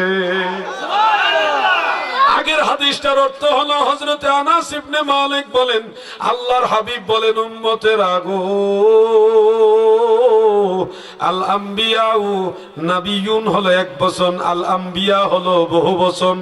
আল্লাহর হাবিব বলেন, আল আম্বিয়াউ আহইয়াউ ফি কুবুরিহিম ইউসাল্লুনা, সমস্ত নবীগণ তাদের মাজারে সশরীরে জীবিত, শুধু জীবিত না, তারা সালাত আদায় করে। সুবহানাল্লাহ। এই দুইটা হাদিস থেকে আমরা নবীদের ইন্তেকালের পরেও জীবিত তো আছেই, কিন্তু বিশেষ কিছু পার্থক্য দেখছি। এক নম্বর পার্থক্য হলো তারা দাঁড়াইতে পারে। মুসা নবীকে নবীজি দাঁড়ানো অবস্থায় দেখেছেন, নবীরা দাঁড়াইতে পারে, আমরা মারা যাওয়ার পরে দাঁড়াইতে পারি না। ইউসাল্লুনা, নবীরা সালাত আদায় করে, নামাজ আদায় করে বা সালাত আদায় করে, অর্থাৎ দুই হাত নাড়াই। সালাত আদায় করতে গেলে দুই হাত নাড়াইতে হয়, মুখে কথা বলতে হয়, চোখ দিয়ে তাকাইতে হয়, বসতে হয়, রুকু করতে হয়, সেজদা দিতে হয়। একটা জাগ্রত জীবিত মানুষ যেভাবে নড়াচড়া করতে পারে, ওরকম সক্ষমতা থাকতে হয় নামাজ আদায় করতে হলে। আল্লাহ রাসূল বললেন, নবীরা সালাত আদায় করে, এতে প্রমাণ হয় নবীরা দাঁড়াইতে পারে, বসতে পারে, সেজদা দিতে পারে, কথা বলতে পারে, হাত নাড়াইতে পারে, তাকাইতে পারে, একেবারে জাগ্রত অবস্থায় জীবিত। জোরে বলেন সুবহানাল্লাহ। তাহলে আমাদের পরে, আমাদের ইন্তেকালে মারা যাওয়ার পরে জীবিত অবস্থাটা আর নবীদের অবস্থাটা কি এক হইল? আরেকটা হাদিস বলি, ইবনে মাজাহ শরীফের হাদিস, যেটা দেওবন্দি সাবার 118 পৃষ্ঠার মধ্যে আছে। কত পৃষ্ঠায়? সেখানে উল্লেখ, عن أبي الدرداء رضي الله تعالى عنه قال قال النبي صلى الله عليه وسلم إن الله تعالى حرم على الأرض أن تأكل أجساد الأنبياء فنبي الله حي يرزقون। হযরতে আবু দারদা রাদিয়াল্লাহু তাআলা আনহু বলেন, আল্লাহর হাবিব বলেন, জমিনের জন্য নবীদের দেহ ভক্ষণ করা জমিনের জন্য আল্লাহ হারাম করেছেন। ফা নবিউল্লাহি হাইয়ুন, ফলে আল্লাহর নবী হাইয়ুন মানে জীবিত, ইরজাকুন তারা রিজিক প্রাপ্ত। আল্লাহর নবী যারা ইন্তেকাল করার পরেও জীবিত তো আছে, জান্নাতের খাবারও খাইতে পারে। আমরা খাইতে পারি, মরার পরে আমরা কি খাইতে পারবো? কিন্তু নবীরা খানা খাইতে পারে। ব্যবধান তাহলে আমাদের সাথে কি আছে না নাই? ওয়াহাবি আর সুন্নিদের মধ্যে এই বিষয়গুলি ব্যবধান আছে। বাবাজি, মেরাজের রাত্রে আল্লাহ রাসূল সাল্লাল্লাহু আলাইহি ওয়াসাল্লাম বলেন, আমি মেরাজে গেলাম। সুবহানাল্লাযী আসরা বিআবদিহি লাইলাম মিনাল মাসজিদিল হারামি ইলাল মাসজিদিল আকসা। ইসরার রাতে প্রিয়জন নবীজি বলেন, সহিহ মুসলিমের হাদিস, বাইতুল মুকাদ্দাসে গিয়ে দেখি সমস্ত নবীগণ জামাতবদ্ধভাবে দলবদ্ধভাবে মসজিদুল আকসায় হাজির। জিবরাইল আমাকে ধাক্কা দিয়ে সামনে দাঁড়া করাইলেন, আমি ইমামতি স্থানে দাঁড়াইলাম। সব নবীরা আমার পিছনে দাঁড়াইলো, এবার পরে ফেরেশতারা দাঁড়াইলো, আমি ইমাম, সব নবীরা আমার মুক্তাদি, আমি ইমামতি করলাম। বাবাজি, এই হাদিস থেকে বোঝা যায় নবীর ইন্তেকালের পরে তাদের মাঝার থেকে উঠা এক জায়গা থেকে আরেক জায়গায় যাইতে পারে। কারণ আদম নবীর মাজার বাইতুল মুকাদ্দাসে ছিল না। আদম নবী তার মাজার থেকে, ইব্রাহিম নবী তার মাজার থেকে, মুসা নবী তার মাজার থেকে, সমস্ত নবীগণ যার যার মাকান থেকে উঠে বাইতুল মুকাদ্দাসে এসেছেন, আমাদের নবীর পিছনে নামাজ পড়েছেন। এ থেকে বোঝা যায় নবীরা জীবিত। কেমন জীবিত? তারা আল্লাহর দেওয়া শক্তিতে মাজার থেকে উঠে আরেক জায়গায় যাইতে পারে। বাইতুল মুকাদ্দাসে যেই নবী যাইতে পারে, সেই নবী কি বাংলাদেশের এই নয়াহাটি চরছাওতলা আসতে পারে কি পারে না? এই হইল ব্যবধান বিশ্বাসের মধ্যে। প্রিয় ভাই আমার, গুসা হবেন না। আমি আমার সম্মানের কথা বলছি না, আমি সেই নবীর সম্মানের কথা বলছি যিনি তোমারও নবী আমারও নবী। তুমি তোমার নবীর সম্মান মেনে নিতে পারছো না, আর আমি আমার নবীর সম্মানকে মেনে নিতে পারছি। এই হইল ব্যবধান, আর কিচ্ছু না। তুমি এত শিরিক বুঝাইও না। তুমি যদি শিরিক বুঝাও তাহলে আল্লাহকে জিজ্ঞাসা করো, কেন আল্লাহ তার নবীকে এত সম্মান দিল? তুমি আল্লাহকে জিজ্ঞাসা করো। আমরা কেউ নবীকে সম্মান দেওয়ার ক্ষমতা নেই, বরং নবীর কারণে আমরা সম্মান পাইছি। ঠিক না? ঠিক। সম্মান রসুলকে আল্লাহ দিয়েছে, ক্ষমতা যতটুকু রসুলের সবটুকু আমার আল্লাহর দেওয়া। অতএব যদি কারো কিছু বলার থেকে আল্লাহকে বইল, পাগলামি করবে না। এমন মরবা তখন তোমার বান্ধব পাইবা না যে আব্দুল ওয়াহাব নজদির ট্যাবলেট খেয়ে তুমি নাচতেছো। ময়দানে হাসরে তোমার ওই নজদি বাবাই থাকবো না। দেখবা ওই দিন মদিনার কামলিওয়ালা নবী ছাড়া তোমার বান্ধব কেউ। এই জন্য আমরা বলি, বিদায় বেলায় মোরে দিও গো দেখা, হে প্রিয় রাসূল। বলেন, বিদায় বেলায় মোরে দিও গো দেখা, হে প্রিয় রাসূল। তব দিদারে হব ধন্য তখন আমি, শূন্য দেহ যখন লুটাবে ধুলায়। বিদায় বেলায়, বলেন না, বিদায় বেলায় মোরে দিও গো দেখা। কত নবী ওলি ছিল ধরার মাঝে, সবাই আপন নিরে চলে গেছে। আমিও তো পাবো না সারা, পৌঁছে যাব জীবনের মোহনায়। বিদায় বেলায়, বিদায় বেলায় মোরে দিও গো দেখা, হে প্রিয় রাসূল। ছিল কত আদরের মা বাবা আমার, কেমন আছেন তারা কবর মাজার। সে কথা আজও জানা, আমিও তো চলে যাব বেলায় বেলায়। বিদায় বেলায়, বিদায় বেলায় মোরে দিও গো দেখা, হে প্রিয় রাসূল। আলোচনা আমি এখানে টানলাম। এবার প্রশ্নের উত্তর যে কয়টা আছে আমি চেষ্টা করবো ইনশাল্লাহ সেগুলি হাতে নেওয়া। যাদের প্রশ্ন আছে আপনারা স্টেজে পাঠাই দেন কাগজে লেখা।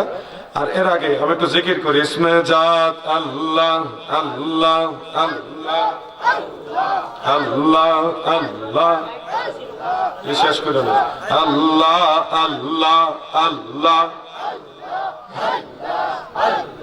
আল্লাহ আল্লাহ আল্লাহ আল্লাহ।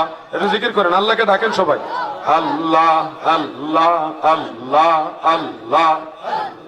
সাদের জীবন বিফলে গো সোনার জীবন বিফলে, ও নবী আপনাই না পাইলে আল্লাহ আল্লাহ আল্লাহ ডাকেন, আল্লাহ আল্লাহ কোরআনে শুনেছি আমি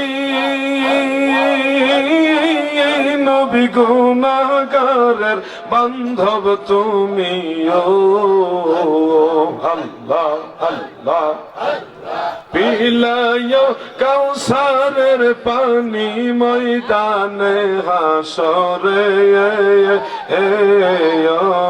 নবীজি আপনাই না পাইলে আল্লাহ আল্লাহ।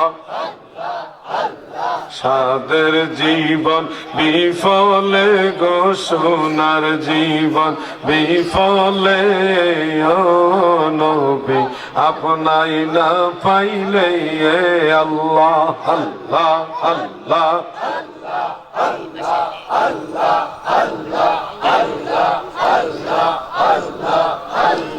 লা ইলাহা ইল্লাল্লাহু মুহাম্মাদুর রাসূলুল্লাহ সাল্লাল্লাহু আলাইহি সাল্লাম। একজন প্রশ্ন করেছেন, মাজারে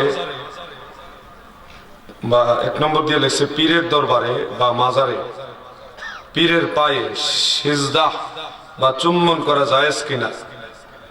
বাবাজি মনোযোগ দিয়ে শুনবেন, যদি আপনি পক্ষপাতিত্ব নিয়ে প্রশ্ন শুনেন এটার সমাধান আপনার অন্তরে কখনো হবে না।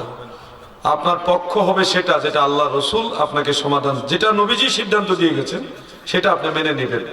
এটা যদি আপনার অন্তরে থাকে তাহলে প্রশ্ন করেও আপনি উপকার হবেন, আমি উত্তর দিয়েও উপকৃত হব। আর যদি মনে করেন না আমার মতের পক্ষে দেওয়া হইল না, তাহলে আপনার জন্য আমার আফসোস করা ছাড়া কিছুই থাকবে না। আমি মীমাংসা দেব আমার না, আমি আল্লাহ রসুল, আল্লাহ এবং আল্লাহ রসুল যে মীমাংসা দিয়ে গেছেন সেই মীমাংসা আমি আপনাদের শোনাবো। আল্লাহ এবং আল্লাহ রসুলের তরফ থেকে আহলে সুন্নাত ওয়াল জামাতের আইম্মায়ে কেরাম যে সিদ্ধান্ত আমাদেরকে কোরআন সুন্নাহ মোতাবেক দিয়েছেন সেই সিদ্ধান্ত কি আমাদের পক্ষে হিসেবে নিতে পারবো? পারবেন না। আল্লাহ রসুলের সিদ্ধান্তটা, কোরআন সুন্নাহর সিদ্ধান্তটা কি আমাদের পক্ষে নিতে পারবো না? তাইলে ঠিক আছে। পীরের দরবারে বা মাজারে বা পীরের পায়ে সিজদা বা চুম্বন করা যায় কিনা। প্রথম কথা হলো পীর নয়, আল্লাহ ছাড়া অন্য কাউকে সেজদা দেওয়া যাবে না, হারাম। আল্লাহ ছাড়া কাউকে সেজদা দেওয়ার অনুমতি নাই, এবং এই বিষয়টা নিয়ে আমাদের মধ্যে কোনো বিতর্কও নাই, মতানৈক্য নাই, সর্বসম্মতিক্রমে আল্লাহ ছাড়া কাউকে সেজদা দেওয়া যাবে না। তবে দ্বিতীয় কথাটা কদম বসি চুম্বন করা, এই বিষয়টার ব্যাপারে আল্লাহর তরফ থেকে সিদ্ধান্ত মদিনাওয়ালার মাধ্যমে। খুব মনোযোগ দিয়ে শুনবেন, আবু দাউদ শরীফ সিহাসির তার অন্যতম কিতাব, সেই কিতাবের 709 নম্বর পৃষ্ঠায় হাদিসখানা উল্লেখ রয়েছে দেওবন্দি ছাপা, এবং মিশকাতের 402 পৃষ্ঠা সেখানেও হাদিসখানা উল্লেখ। বুখারী শরীফের শরহ ফাতহুল বারীর মধ্যে ইবনে হাজার আসকালানী রাহমাতুল্লাহ আলাইহি তিনিও হাদিসটাকে বিশুদ্ধ মন্তব্যের সাথে উল্লেখ করেছেন। ওয়া আন যারিন রাদিয়াল্লাহু আনহু ওয়া কানা ওয়াফদি আব্দুল কাইস قال لما قدمنا المدينة فجعلناه نتبدر من رواحلنا فنقبل يد النبي صلى الله عليه وسلم ورجله رواه أبو داود وهذا حديث صحيح। হযরত যারিন রাদিয়াল্লাহু আনহু বলেন, যিনি আব্দুল কায়েস গোত্রের প্রতিনিধির প্রধান ছিলেন, তিনি বলেন আমরা মদিনায় গেলাম, সাওয়ারি থেকে দ্রুত গতিতে নামলাম, আল্লাহর হাবিবের হাত মোবারকে চুম্বন করলাম, ওয়ারিজলাহু নবীজির কদম মোবারকও চুম্বন করলাম। হস্তবুসি করা, কদম বুসি করা সাহাবীদের সুন্নাত। সুবহান। ইমাম বুখারী রাহমাতুল্লাহ আলাইহি আদাবুল মুফরাদ কিতাবের 347 নম্বর পৃষ্ঠার মধ্যে আরেকখানা সহিহ হাদিস উল্লেখ করেছেন, যেই হাদিস খানা হলো ওয়ান সুহাইব রাদিয়াল্লাহু তাআলা আনহু ক্বালা রাআইতু আলিয়ান ইউকাব্বিলু ইয়াদাল আব্বাস ওয়া রিজলাইহি। হযরতে সুহাইব রাদিয়াল্লাহু আনহু বলেন, আমি হযরতে আলী রাদিয়াল্লাহু আনহুকে দেখেছি নবীজির চাচা আব্বাস রাদিয়াল্লাহু আনহুর হাত এবং পায়ে চুমা দিয়েছেন, কদম বুসি করেছেন। সুবহানাল্লাহ। অনেকগুলি হাদিস আছে এই ব্যাপারে। এখান থেকে মাসালা প্রমাণ হয়ে যায় সেজদা দেওয়া হারাম, কিন্তু কদম বুসি হারাম না। আপনি যদি বলেন এটা আমি মানি না, বাবাজি তুমি আলাউদ্দিন জাহাদির কথা অমান্য করলা না, তুমি রাসূলুল্লাহর অনুমোদিত সাহাবীদের আমলকে অস্বীকার করলা।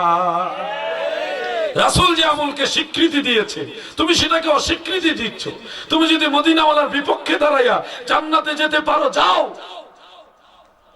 আল্লাহ রাসূল কদম বসির পক্ষে, তুমি কদম বসির বিপক্ষে।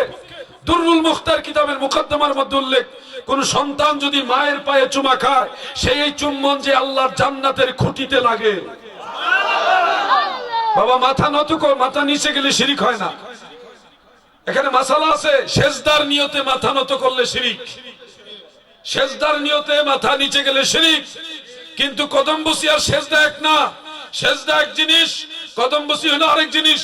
সহিহ বুখারীতে স্পষ্ট হাদিস উল্লেখ, ইন্নামাল আ'মালু বিন্নিয়াত, সমস্ত আমল হইল নিয়তের উপর নির্ভর। তোমার নিয়ত যদি থাকে সেজদা, তাহলে তো হারাম শিরিক হবেই।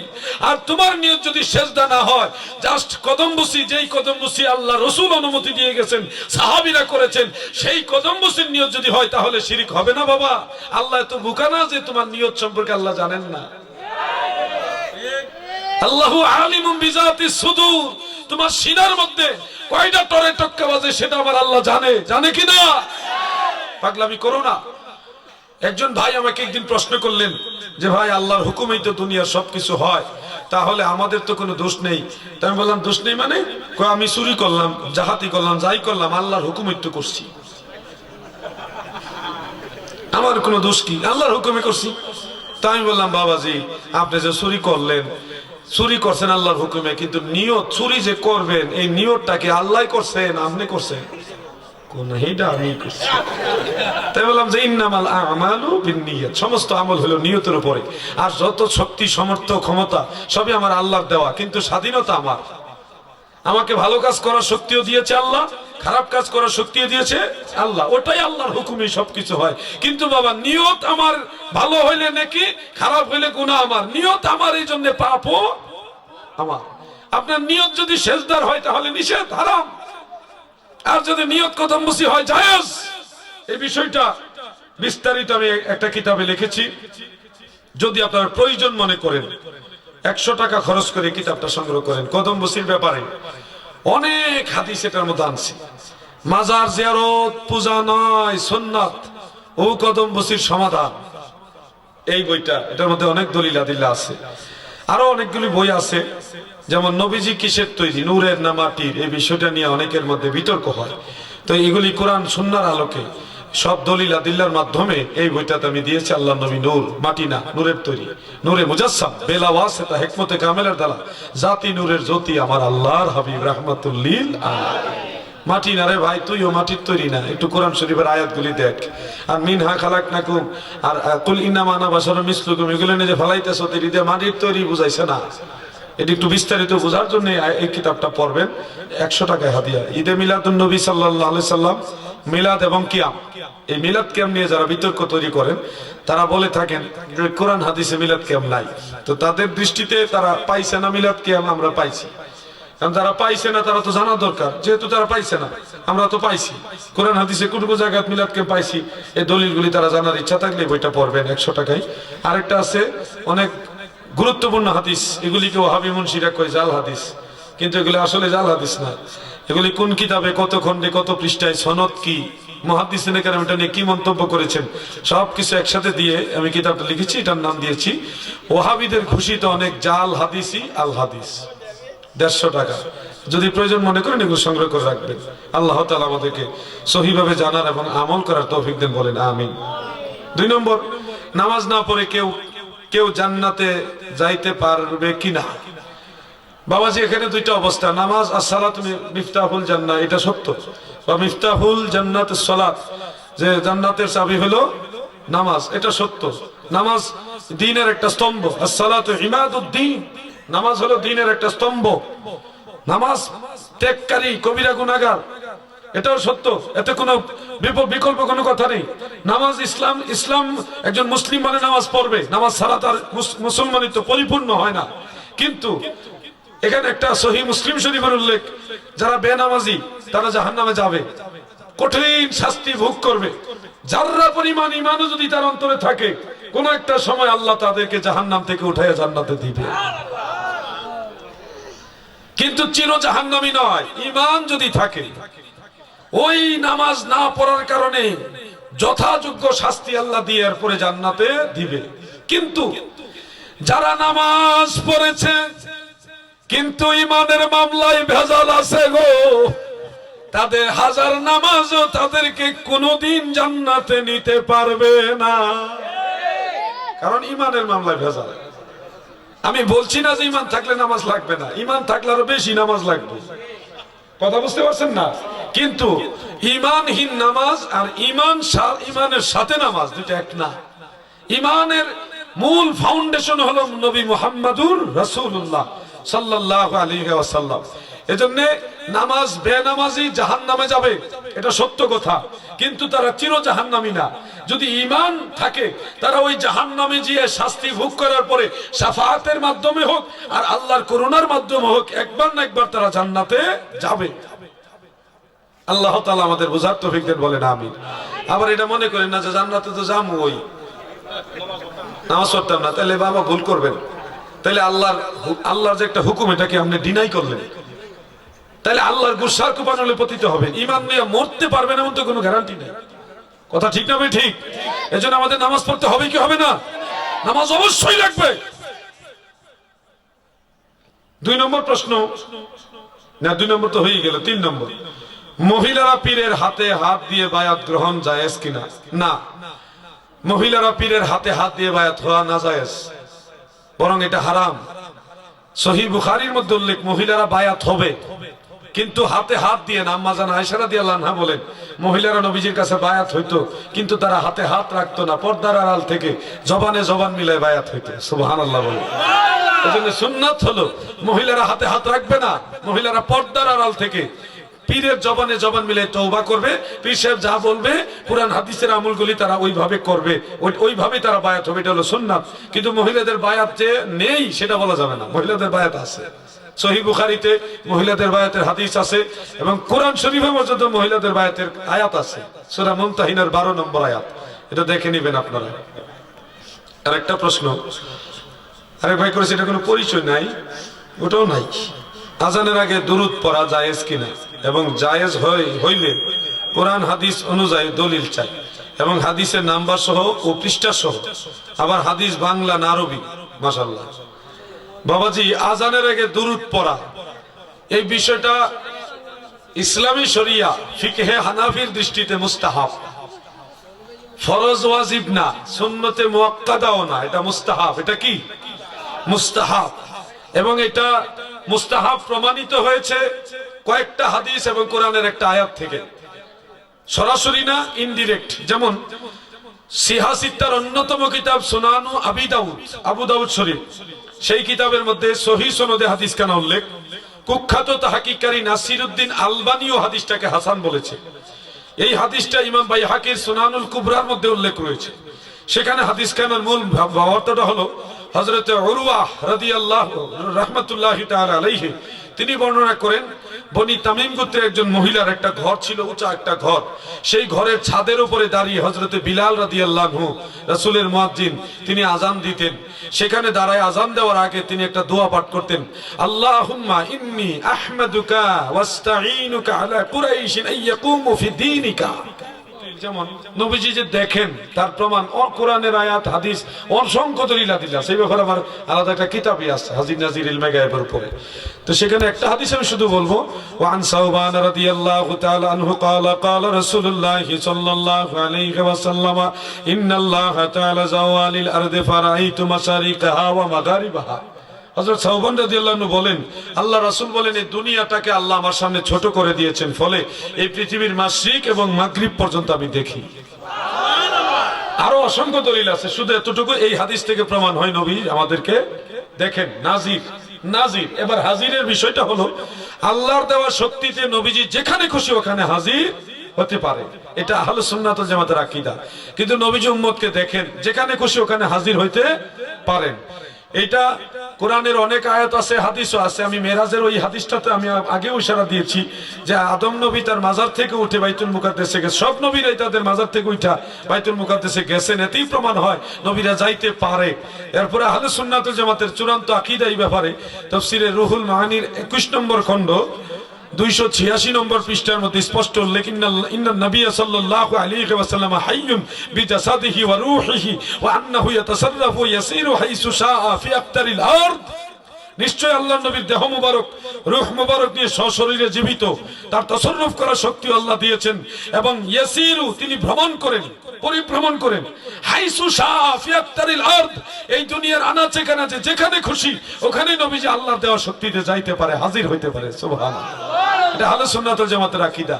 বাবাজি আপনি মানেন না, কিন্তু আপনি কবরে গিয়ে দেখবেন মদিনার নবী আপনার কবরও আসবে। সুবহানাল্লাহ, আপনি মানেন না, কিন্তু আপনার কবরে নবী আসবে। নবীজিকে দূরে ঠেলে দেন না, আপনার বাড়িতে আজরাইল আসতে পারে, নবী আসতে পারে না। কেমন বিশ্বাস আপনার? আপনার বাড়িতে কতবার শয়তান আসলো, আপনার কাছে কতবার শয়তান আসলো, আপনি শয়তানের ব্যাপারে কোনো আপত্তি নেই। আল্লাহ রাসূল আপনার কাছে আসলে আপনি শিরকের ফতোয়া দিয়ে দেন। শয়তান আসলে শিরিক হয় না, আজরাইল আসলে শিরিক হয় না, হাজার হাজার লক্ষ কোটি ফেরেশতা রহমতের ফেরেশতা আসলে আমরা শিরিক হয় না, আল্লাহর নবী আসলে শিরিক হয়ে যায়। বাবা এই মাসালা তোমার কে শিখাইছে? আল্লাহ সমস্ত ক্ষমতার মূল মালিক, আল্লাহ বেমিসাল বেনওয়াজ, আল্লাহ কোথাও হাজির হওয়া লাগে না। গোটা সৃষ্টি জগৎ আমার আল্লাহর কাছে হাজির। তুমি আল্লাহকে হাজির নাজির বলছো, আল্লাহ এখানে আসে ওখানে আসে, আল্লাহ কোথাও আসা লাগে না। আমরা সব সময়ের জন্য আল্লাহর কাছে হাজির, একবারের জন্য কখনো। আপনারা কেউ কি আল্লাহর কাছ থেকে গায়েব হইতে পারছেন? ভবিষ্যতে পারবেন? সব সময় আল্লাহর কাছে আমরা হাজির, আল্লাহ আসা লাগে না, আল্লাহর কাছে সব সময় আমরা আছি। আল্লাহ আসা লাগে না, আমরাই আল্লাহর কাছে হাজির। এজন্য আল্লাহর দেওয়া শক্তিতে নবী যেখানে খুশি ওখানে যায়। এটা এক না, আল্লাহর ক্ষমতা নবীর ক্ষমতা এক না বেটা। আল্লাহ তো আশাই লাগে না, এর চাইতে মহাসম্মানিত আমার আল্লাহ। আর নবী যে আল্লাহর দেওয়া শক্তিতে যেখানে খুশি ওখানে আসে। আর ইলমে গায়েবের বিষয়টা এটা ওই এটা দুয়ার বা একটা দাওয়াত দাওয়াত। ইলমে গায়েবের বিষয়টাও আল্লাহ হলো আলিমুল গায়ব, সমস্ত গায়েবের মালিক। আল্লাহ তার রাসূলকে ইলমে গায়েব দান করেছেন, কোরআন থেকে এটা প্রমাণিত। আল্লাহ ছাড়া কেউ গায়েব জানে না, এটা কোরআনের কথা। কিন্তু আল্লাহ তার রাসূলকে গায়েব জানাইছে, ওটাও কোরআনের কথা। আমরা দুইটা কথাই বিশ্বাস করি।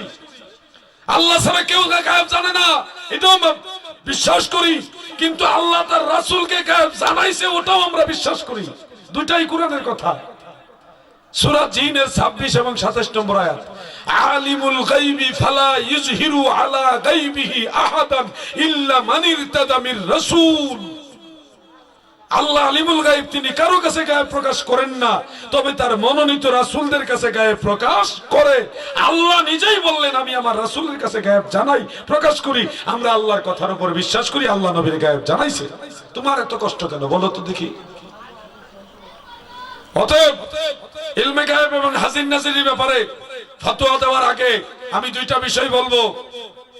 একটা হলো, যে ব্যক্তি পূর্ণাঙ্গ জ্ঞান রাখে না ইলমে গায়েব হাজির নাজিরের ব্যাপারে, তার জ্ঞান নাই, তার নিজের অবস্থার উপরে বিশ্বাস করতেছে নবী হাজির নাজির হয় না, ইলমে গায়েব জানে না, কিন্তু এই বিশ্বাসের পিছনে নবীজির প্রতি তার অহংকার নাই, নবীজির প্রতি তার কোনো খারাপ ধারণা নাই। তার যতটুকু জ্ঞান আছে ওই জ্ঞান অনুযায়ী এতটুকু মানছে, এই ক্ষেত্রে আমি তারে কাফেরে বলবো না, কোনো কিছুই বলবো না। সে জানে না, সে অবুঝ অথবা জাহেল, সেই ব্যাপারে মুদিল, এই ব্যাপারে সে পথভ্রষ্ট।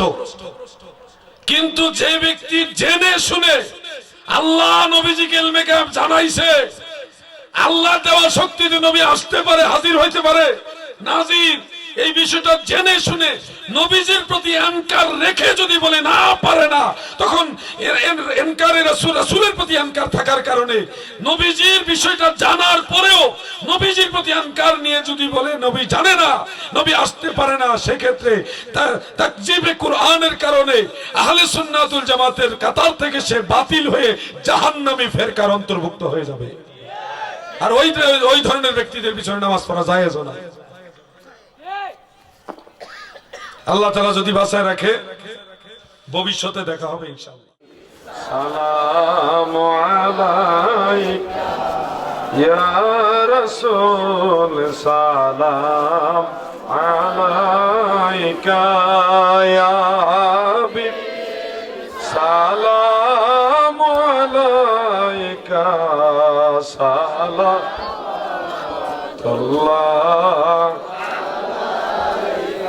কবরে যখন শোয়াইবে, বাঁশের কপাট লাগাইবে, সেই নিদানের কালে নবী লইয়া গো আপন কোলে, ইয়া নবী সালাম আলাইকা ইয়া রাসূল, সালাম আলাইকা ইয়া হাবিব, সালাম আলাইকা, সালাওয়াতুল্লাহ।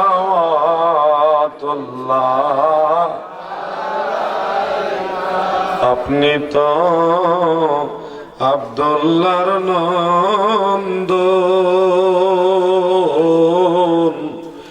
মায়া মেনার কলিজার দন, আরো সে পেলে অভিনন্দন, আপনি তো আল্লাহর প্রিয়জন, ইয়া নবী সালাম আলাইকা।